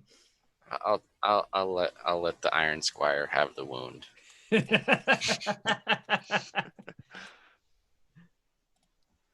All right. Someone else's turn. I'll go if that's all right. Go All right. for it. Gita, what are you up to? She is going to go out guns blazing. All right. I mean, that's the goal regardless, but Yes. right now is what we were more curious about. You going with gun or knife in your hand? Gun. Okay. So how many Marines are we fighting? 4. 1 Terminator, 3 regular? regulars. Okay. Yeah. And she's going to go for the Terminator. Focus fire on the Terminator.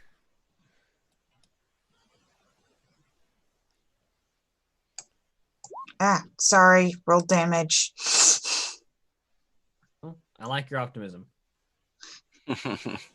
Sorry. I hit the wrong thing. You can shift that for an extra damage die if you want. I will. Just go ahead and roll me a d6 because you've already got the 1 extra damage die. Okay. Unfortunately, that will not. Even with the base brutal of the bolt pistol. So that's 11. And it's a heavy bolt pistol, so it actually does AP -1. Yep. But unfortunately, 11 is not enough to get through his resistance. Alright. The bolt shell just pings off the super heavy armor of this Terminator.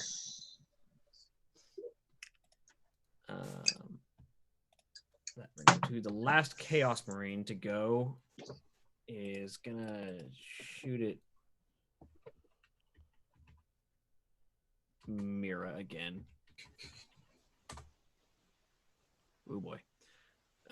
1, 2, 3. He needs to keep one of those so you can shift 2 exalted icons. That's 11 damage again. No AP. Okay. Another wound. All right. And then we're out of Chaos Marine, so it's just you guys in a row now. Yep. By I you think guys, I'm the I only mean one left, right? Silda and Gora. Citra, Gora, and Sidra, Gobert. Sidra, and Gora. Okay.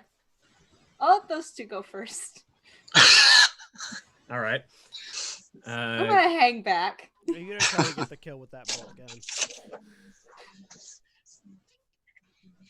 Galbrook just looks at the big one and is like, there's a tin boy. Time for some Jacka. And is going to just straight up go for it. And he's going to spend one of his reloads to go for a salvo. Which means he's going to hit his full 7 bonus dice.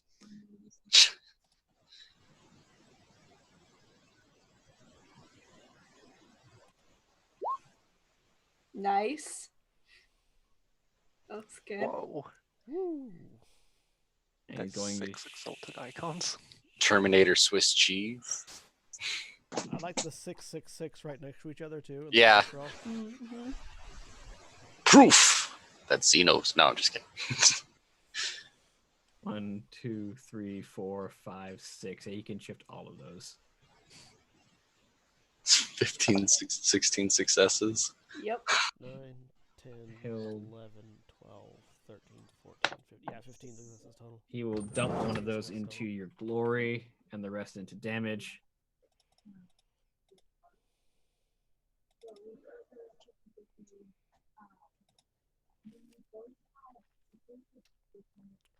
Can you seize the initiative to go again after you've already gone? Or can you only do that if you haven't gone yet? Only if you haven't gone yet. Okay. Found that out last week. Yeah, I couldn't remember.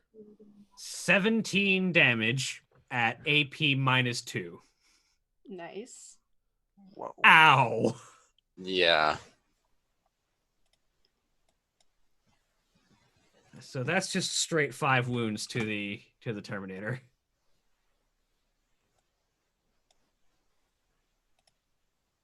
All right, and then Gora's gonna go. Is Gora? We haven't figured this out yet. Is Gora a psyker or just a chaplain? You're about to find out. Does she just recite the litany and beat people to death with that staff? That's mostly just placeholder art because I didn't have anything specific for Gora. Which you're about to find out as Gora. He's got heavy armor. Gora pulls out a power sword. Okay, good. And she pulls this cutlass off of her belt and flicks a switch. It crackles with an energy field as she runs forward. By the way, while we're here, if anyone sees a demon hammer, it's mine. Fight you for it. You can't wield it. Can't tell me how to live my life. It's bigger than you are. So in that power armor, Mira could wield the demon hammer. It's bigger than she is. Inquisitors wield demon hammers.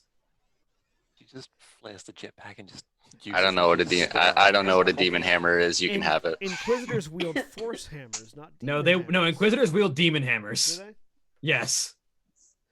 Demon hammer is a bigger it's a big force hammer. Basically. So a force hammer is like a power hammer in that it's sort of like power swords, how they cut through armor real quick. Force hammers, when you swing them, they explode on impact like a power fist. That's a thunder hammer. Yeah. Demon hammers are that, but two-handed. So it's a thunder maul. And yes, their demon hammers are designed to kill demons. Yep. Not injure or maim, kill. It's a force sword on steroids, is what we're saying. Gora critically hits with that force sword. Nice. Or power sword. Yeah, power sword, rather. You have to be a psyker to use force weapons. Well, you can use a force weapon if you're not a psyker. It just sucks. It doesn't have the force quality, yeah. No, the force quality actively works against you if you're not a psyker. Oh, does it work against you if you're not a psyker? Yeah. Well, I want one then. Oh, well, now I can't use it. No, a demon hammer is not a force weapon. Yeah, Okay. It's just really fucking scary. The Nemesis ones? No, Is that what you're talking demon hammers are force weapons. No, they're not. Are they not? Gabriel Angelos is not a psyker, dude. Is he not? He's just a badass. Never mind then. Fuck, where's the critical hit table? I need to make a handout of the critical hit table. Someone remind me after the game. Okay. It's about to remind you. After the game. Right there. Right Yeah. now. Yeah, until he specified after the game. Mhm. There you go. Fuck me. Combat. Starts There on we go. page 224 or 225 if you're looking Thank for the you. PDF. So 56 is bone-shattering impact. Crippling blow smashes the foe's body, reducing arms, legs, and ribs to fractured splinters. Crimson stains the weapon and the ground below, along with bits of bone torn free by the attack. Effect: target suffers plus 1d3 wounds and is restrained. Woo! Yikes. That sounds terrible. So I used to be a space marine like you until I took a force blade to the knee. Wow. So that's gonna be. I need to roll a d3. All right, so that's going to be at AP -3 is going to be 12 damage. So that actually deals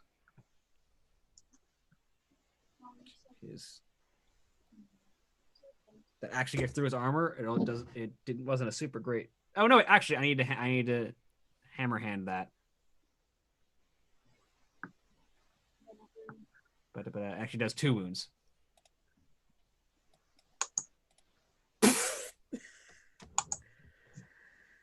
Oh, okay. He's gonna try and soak that.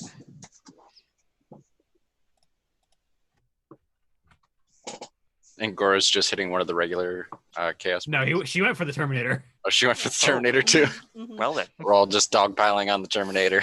He soaks one of that, which means he doesn't die. Okay, is he really close? He's very close. He's looking very bad now that everyone's piled onto him. Okay, it's my turn, I think. Yep. Well, I pull out my chainsword instead because my arms are all beefy. Is this? I have no idea what this thing is. Is it even possible for me to hit with the chainsword? I might try. You also have psychic powers. I do. Terminator Marines are just regular Space Marines, but in much bulkier armor. That Okay. it makes them slower, but also way more durable. Okay. They're not like but mortal wounds are the ones that can't soak. Yep. Yes. All right. I'll peek out from behind whoever I'm hiding behind, which is Tacitus at the moment probably. probably He's the only- Tacitus. Yes. He's the only big thing left in the dropship. And I'll do a smite. I'll fling a smite. So DN is the target's defense. Which is gonna be 3. Okay. So There it is. Oh yeah. You 9. can shift both of those if there's any empowerments on Smite that you want to use. I don't have quite. It's +3 to get +1 mortal wound. So unfortunately, I think I can do it to get extra damage though, right? No. No, not Psychic powers are the exception to the extra. Dang damage it! rule. Yeah, no, I would need a +3. You needed one more 6. You know what? I'll spend a wrath. This is the end of the session. Sure. Let's see if I can get one So more. you can re-roll one. You can reroll 3 dice. Three dice. Roll me 3d6. 3d6. Okay. 4 because the rat die. Oh yeah, and the rat dice. So roll 46. So roll 46. Okay. 4d6. Ah, damn it. No, it's just an extra success. I mean, Yeah. another success. Okay. Yeah. Ah, well. Okay. So. Roll a d3. Yep.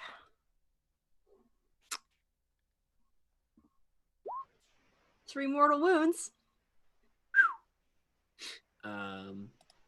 Fortunately, he's wearing Terminator armor, so he can try and soak that. Ah, okay. He will try. Oh, I get an extra. It's +1 extra damage die. So is that 2d3 then? That's to melee attacks. Okay. This is psychic power and I've got melee it. attack. Yeah. I don't know why it has that then. But it's got that as part of the, not for melee attacks, but that's just on my. I don't know if I put this in my sheet right. I can check real quick. Do you know what it's from? Huh? What? Do you know what that's from? I don't. It's on some of my attacks and not all of them, so I don't know what it's exactly from. Page 353 for. Some attacks Smite. have bonus dice inherently, and some don't. Like not all Yeah. attacks have bonus dice, and Smite does not. Smite. I think There's not really anything you. I don't think there's anything you can get that gives bonuses to Smite. I'm not really sure what I was doing. Let me see here. Smite. You don't have any talents that would change that, so. Nope. I don't know what that's from then. I probably put it in my sheet wrong. But anyway, I think when you add a psychic power, most of them start with a bonus extra die in it automatically. Okay, so that's probably it. So he completely fails to soak anything. So how do you want to do this? Yes! So I poke my head out, and there's sort of a crackling. What does Smite look like again? Yeah, a crackling Smite is a generic offensive power. Most people characterize it as lightning. What does yours look like? Yep. Yeah, lightning.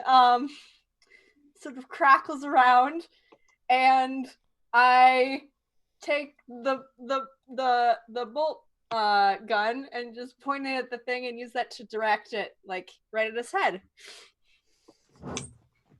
because that's what I was taught. So you clasp this bolt gun in both hands, and you just point it at the head of this Terminator, and your eyes spark with etheric energy as lightning sort of courses down your arms, and a bolt of which lightning blasts out of the barrel of this bolt gun and cracks across the battlefield into the head of this Terminator. And there's a bright white flash, and as it fades, the Terminator's head is just a smoking crater, and it just collapses to the ground. I give a banshee shriek, and then I dive back because I was not okay. And then it's the top of the round. My drones, they haven't taken a turn. Oh yes, drone.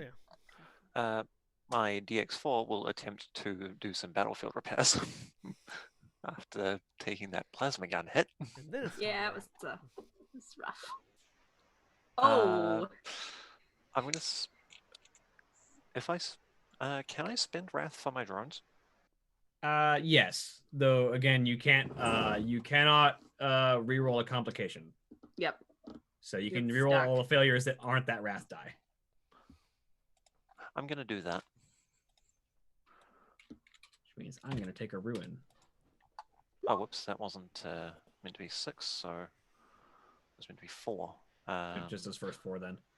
Well, that doesn't actually change anything because I only restore extras on shifts. I regain 1 wound. Yay. Now solve the round. Now it is the time, yes. I am going to march out of the dropship up to one of the Iron Warriors, getting into melee range, and I'm going to multi-attack with my Force Sword. I'm going to try to put down an Iron Warrior with my Force Sword.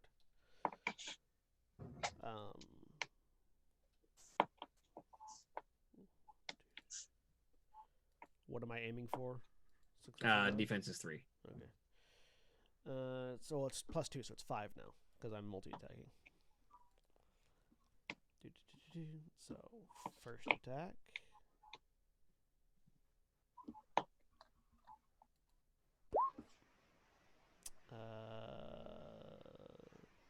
So that's 3. I don't have any wrath to spend. Can I spend glory on attacks? Yes, let me figure out exactly how glory spends. Glory. So You can increase the dice pool, or you can spend it to increase damage, like just flat damage increase. Okay, I'll spend it to increase the dice pool. Because I can roll that after I know if I've succeeded or failed, right? mm-hmm. Yeah. So we've got 6. I need...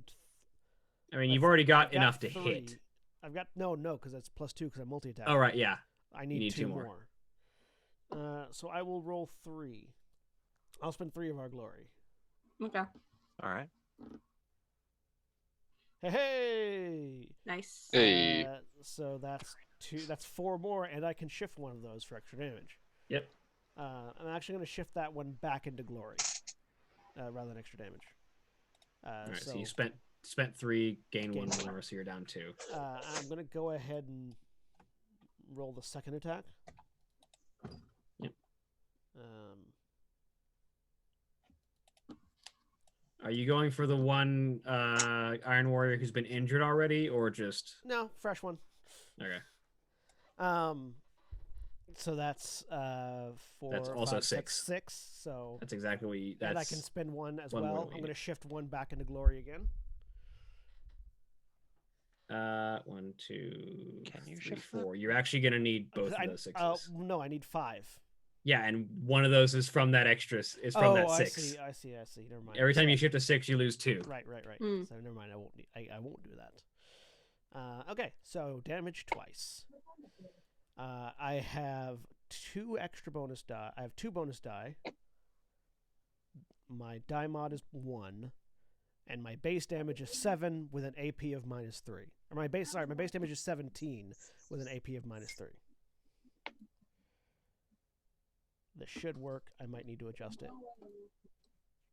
No, hang on. I rolled that wrong. Boom. Okay, so that's 3 successes because of the D mod, because it doesn't add it properly, but that 3 would be a 4. Yep. So that's 3. So that's 20 damage on the first hit. AP -3. He's dead. Cool. I wasted the second hit, but that's okay. So I come up. I basically stomp up into the cover, crushing the cover underneath. Grab the Iron Wolf, ram the sword into like the gut, and just lift him up into the air with my superior Primaris strength. Sort of lift him up on the sword, and then drop him onto the ground, and then raising the sword up and pointing at the other 2. For Ultramar and Gilamon, as I fulfill my objective in calling out my Primarch's name. And that'll make it their turn.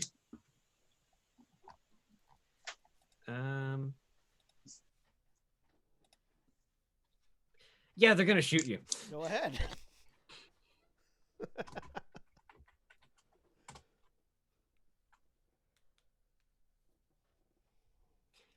Wow. If I roll good enough, I only have to hit them once. Wow. Did they miss or hit? You got a complication. He hit you, but he got a complication.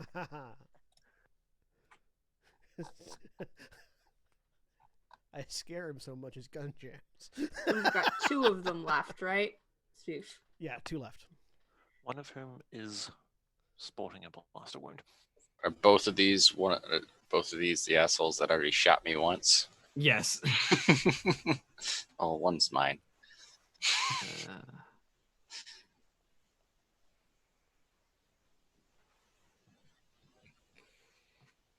Where's the fucking complications in combat page? Just the bolt, the bolter rounds just ricocheting off my pauldrons. Ting ting.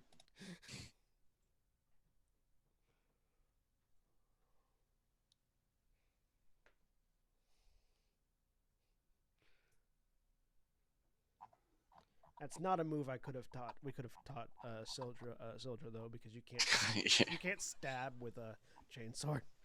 It's Oh, you can. 233. You can absolutely here we are, complications. You can absolutely stab with a chainsword. It's really hard to stab with a chainsaw. It's mostly slashing attacks. It doesn't leave much of a stab wound. No. No, it tears that stab wound wide open. Mm-hmm, mm-hmm. So 36 is he drops his gun. Loser. Beautiful. This is My insult stands. These are the Iron Squires. So this is the injured one. So he brings his bolt gun up and he tries to fire, but his arm is already injured and the kick just kind of knocks it from his hand. Oh no! See, the Tassa just told me that would happen. You gotta lift with the. You gotta brace. But the shot goes off and it does hit you. 1, 2, That's what happens when they try to get 4, fancy. They try to single hand the bolt gun. It's just Amateur move. You look like a jackass when you hold it sideways. He doesn't get any successes on his extra damage die, so it's just 10, no AP. I was going to say, everyone knows my you can't resilience shoot is a 10. bolt as street style. So you take 1d3 shock. Do I need to roll it or you roll it? You take 3 shock. I take 3 shock. Boom, boom, boom. I forget. Can you spend Wrath as an incidental just whenever, or does it have to be? Wrath is an action to recover okay, shock. Good. Okay, cool. All right, someone else's turn. I've still got plenty. I'll go. I want to fly at the first bastard that shot me. That would be the injured one. Oh, he's not going to be alive much longer, hopefully. So don't worry, buddy. The pain's going to end soon. I've only got one less shock currently than most of you guys have total. And then let's see. Yeah, dual wielder attack. So not charging because I don't think it's going to take my full move to get to him. So 10 successes. You only needed 3. Yep, I'll shift into. And also that's a critical hit. Roll me d66. I like that. Nice. I like that. The idea that you basically like jump. 63. Like following my direction, you jump back over me at the one I'm pointing the sword at. Bam. Oh boy, 63. I love the flavor text on these critical hits. By the way, 63 is unspeakable carnage. A truly grievous strike. The attack is a terrifying display of martial prowess. A geyser of gore erupts from the foe's wound, and ragged remnants of their bodies strewn across the battlefield. Effect: target suffers 1d3 plus 3 mortal wounds. Okay. Okay. In addition to the damage you deal. In addition to the regular damage, yes. So here's the regular damage.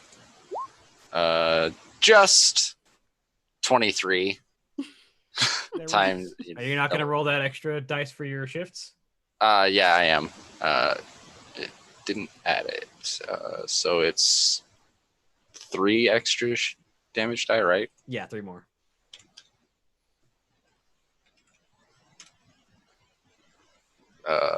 All 3 of those succeed with your hammer hand and your brood. Yeah, they're all 6s too Yeah.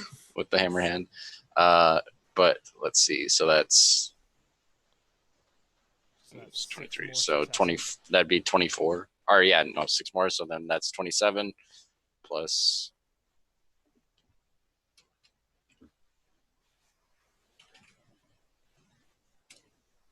plus 5 mortal wounds. The He's 1d3. fucking dead. Yeah, yeah. He dropped his weapon because I chopped his arm off. Because they're in a line, so it's like kill one, point, then over the top, kill one up, kill one more. All right. The last guy is gonna try and kill Mira in retaliation for that. Oh boy. Someone can spend one of our many glories to seize the initiative and kill him first. Oh, It's true. totally do that and just put 2 shots into him right now. Kita, you want to do it? Or When you want to spend, do one of you want to seize the initiative? Gita want to kill a traitor? Sure. Go for it. You gonna use your knife or your gun? Your knife's probably gonna get through better, I'll be honest. I'll do the knife then. One goes over, one goes around. nice. That's another critical hit. Roll me a d66. 6d6 or It's the The button that has 2 dice next to each other on the rolls. oh, that okay. yeah. That.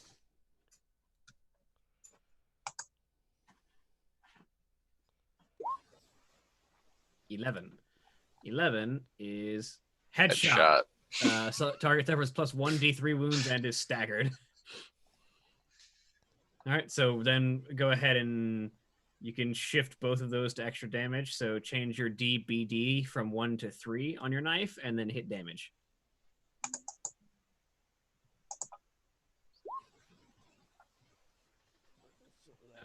And that Actually, is 2. going to be, that's actually because the knife is not brutal, so it's actually going to be 2 extra damage. It'll be 14, and then roll me a d3.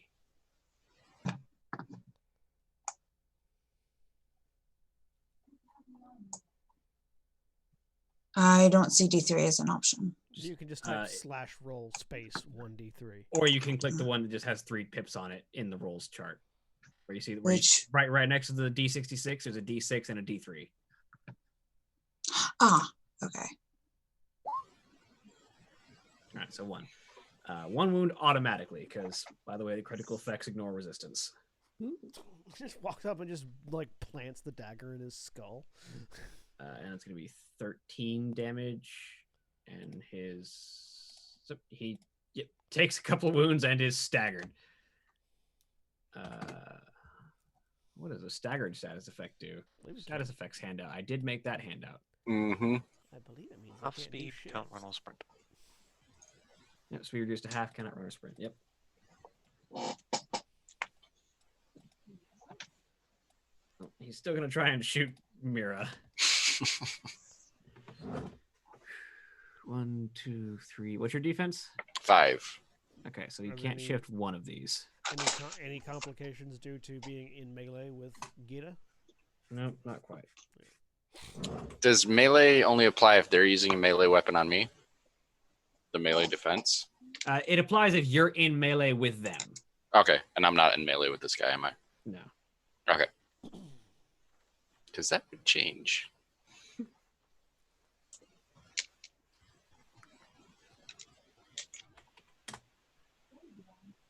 So that's 2 extra damage. So that's 3 extra damage, actually. That's 13, no AP. 13, so 3. I will attempt to soak this. All right, so take 1 shock and then roll your soak. 1 shot. Oops.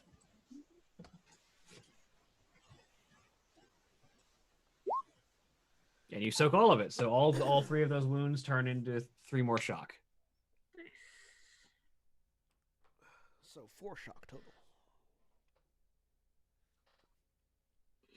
All right. That's his turn. Someone else. I go? I'll go. All right, carry on. All right.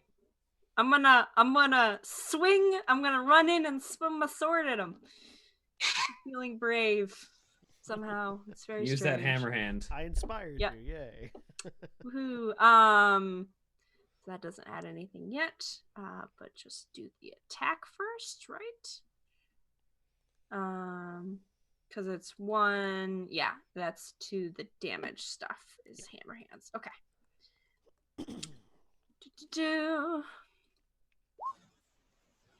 Oh, how is that okay, what How- happened? Why is it -1? Because you have -1 in your dice pool for some If reason. That's for some weird. reason it rolled 0 attacks. That's weird. Why did it do that? It Let me see may here. be Oh, that, because I hadn't done a skill attribute on it. That's why. Okay, yeah, it's Okay. supposed to be You should have your weapon WS. skill. Yeah. yeah, WSIN. IN. Is it IN? Yeah, WS for is melee initiative. attacks, it's initiative. Okay. Good to know. All right, let me do that again because that was not correct. Ah, I'm gonna spend a wrath. Yeah, that's smart. So So roll roll 7d6. 7d6. Yep, I'm just gonna do. That's the whole. Everything except the rat die says roll 7d6. Okay. Wrath die was the only success. 76. Much better. 1, 2, 3. Yeah, that'll 4, hit. 5. You can shift that 6 to an extra damage if you want. Yeah, I'll do that. All right. Um, So you're gonna have. So 1 and 2 there. And 1 extra, is that dice? That's One. extra die, so you'd Die. have 2 in both. Okay, cool. So So that's still only the one actually succeeds though. Well. Okay. But that's still an extra damage. Yep. So that's 1 plus 9, so 10. Does the chainsword have any AP? Nope. Not great. Does not manage to get through then. Oh well. It's okay. We have another of our turns now. So Yeah, it's someone Yes. else's turn now. Indeed, we do. I believe I and my drones are the last one left. And the NPCs, but yeah. All right. Well, Counting shall I go Gobrik then? as an NPC right now. Mhm. Yeah, fair enough. Mhm. I'll go. I will. I'm going to shoot with both my weapons, starting with the burst cannon. And because you're Four. firing both of your guns, you don't suffer the difficulty penalty. I Yep, believe. Yep. from my multi-tracker upgrade. Okay, attack roll. 5, 6. You hit him. 7. Shift Yep. that one. Gonna move that into extra damage. 12 all up? No, 13. Sorry. No AP? AP. None. No AP? Okay, he only takes 1 wound then.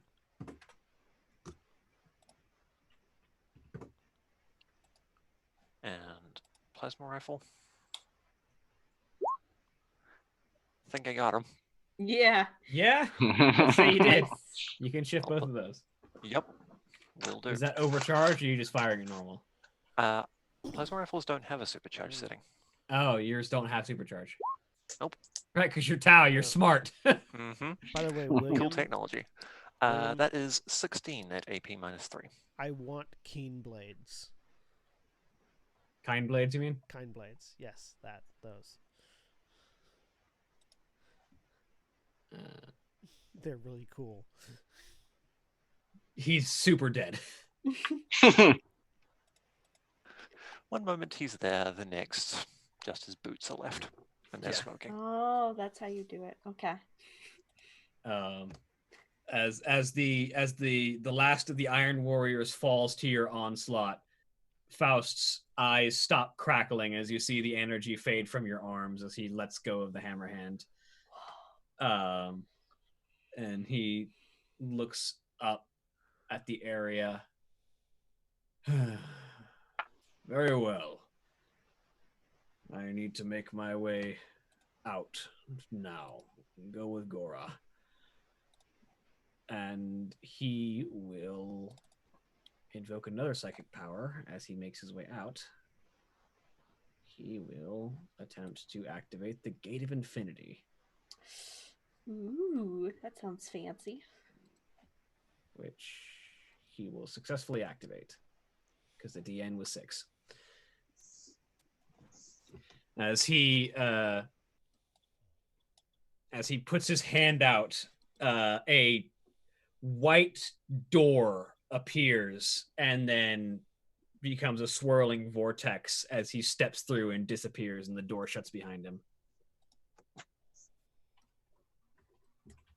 Cool. Do I know which direction the weapons manufacturer is from here? Yeah, you have a navigation point, and because you have a helmet with a HUD, you know where you're going. Yep. So look around, find the path, indicate with my sword. We go this way. Right. Before we move, Mira just whispers a short prayer, and by the Emperor, my blades are not yet needed. Mend my wounds and bestow my blades with your righteous fury. And I'm going to use an act of faith to try to heal my wounds with the spirit of the martyr. Do active faith even require a roll? No. I just take a shock and have to spend a faith. Yep, you take a shock, spend one of your faith, and restore however many wounds Hand of the Martyr does. I'm gonna spend one 1d3. of my rats to restore some shock. And, Yeah, and I'm going to spend my rat for shock too. and I would like to use Conceal Phenomena to hide myself as we Alright. go further into this, because I don't want to be a target. So it's a DN of 3, and basically, which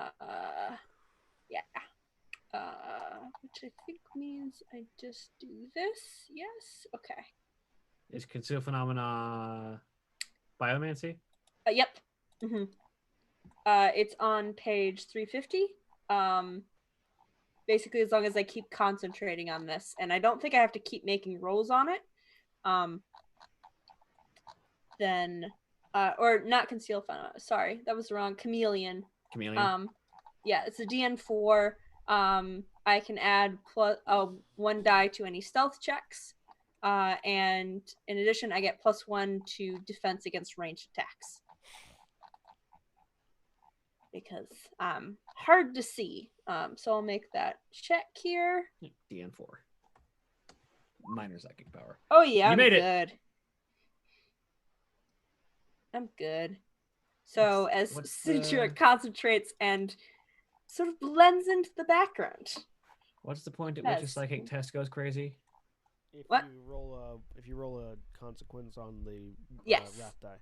Yeah. If I get a 1, I don't think it does anything special. And you can potentially turn into a demon. Oh, actually with the plus, that's just +2, so I get I can do 2 advantages then. I think I can do this twice. Stealth bonus. Oh right, yeah, you're increases by bound. You 1. don't have any rat dice. That's right. Yeah. Stealth bonus increases by +1 extra die. So if I can do that twice, then I'm +3 dice to any stealth rolls. Am I a bound psyker or an unbound psyker? Your binding level is a decision you make. You can choose to unbind yourself. Oh, okay. I've been making my psychic test with rat dice, so I assume I'm unbound. Well, no. So basically, you have your regular rat die. Oh. But you can unbind yourself to get extra bonus wrath die. God. Yeah. And only on your like more specialized powers. On the base level ones, you can't do that. Like smite. Yeah, on your minor psychic powers and on smite, you can't unbind yourself. Well, good thing I don't have any minor psychic powers. You should have at least smite. I have smite. That's it. Yeah. That's my only minor psychic power. Everything else is just straight all the telekinesis or librarium. Actually, no. You actually can unbind yourself on smite because smite's not minor; it's universal. Oh, okay. Never mind then. But your minor psychic powers like chameleon and conceal phenomena, you can't be unbound for. Okay, fair. So but you can only turn into a demon if you make a consequence on your rat die when you unbind yourself. Yeah, basically, if you are unbound, and the rat, if let's see, yeah. No, it's just that the more wrath die you have, the easier it is to have a parallel the warp. Okay. Yep. But I'm not doing that, so Sidra just sort of fades. The potential into severity the of the dangers background. unleashed depends on how many ones the player rolls on the rat dice. A single one result on a rat die means the player simply rolls a d66 and consults perils of the warps for the result.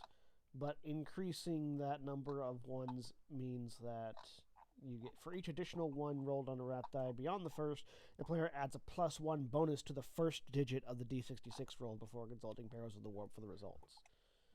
Yeah. Ooh, which means Which it's is why easier to turn which into is a- why the perils of the warp table goes up to 106.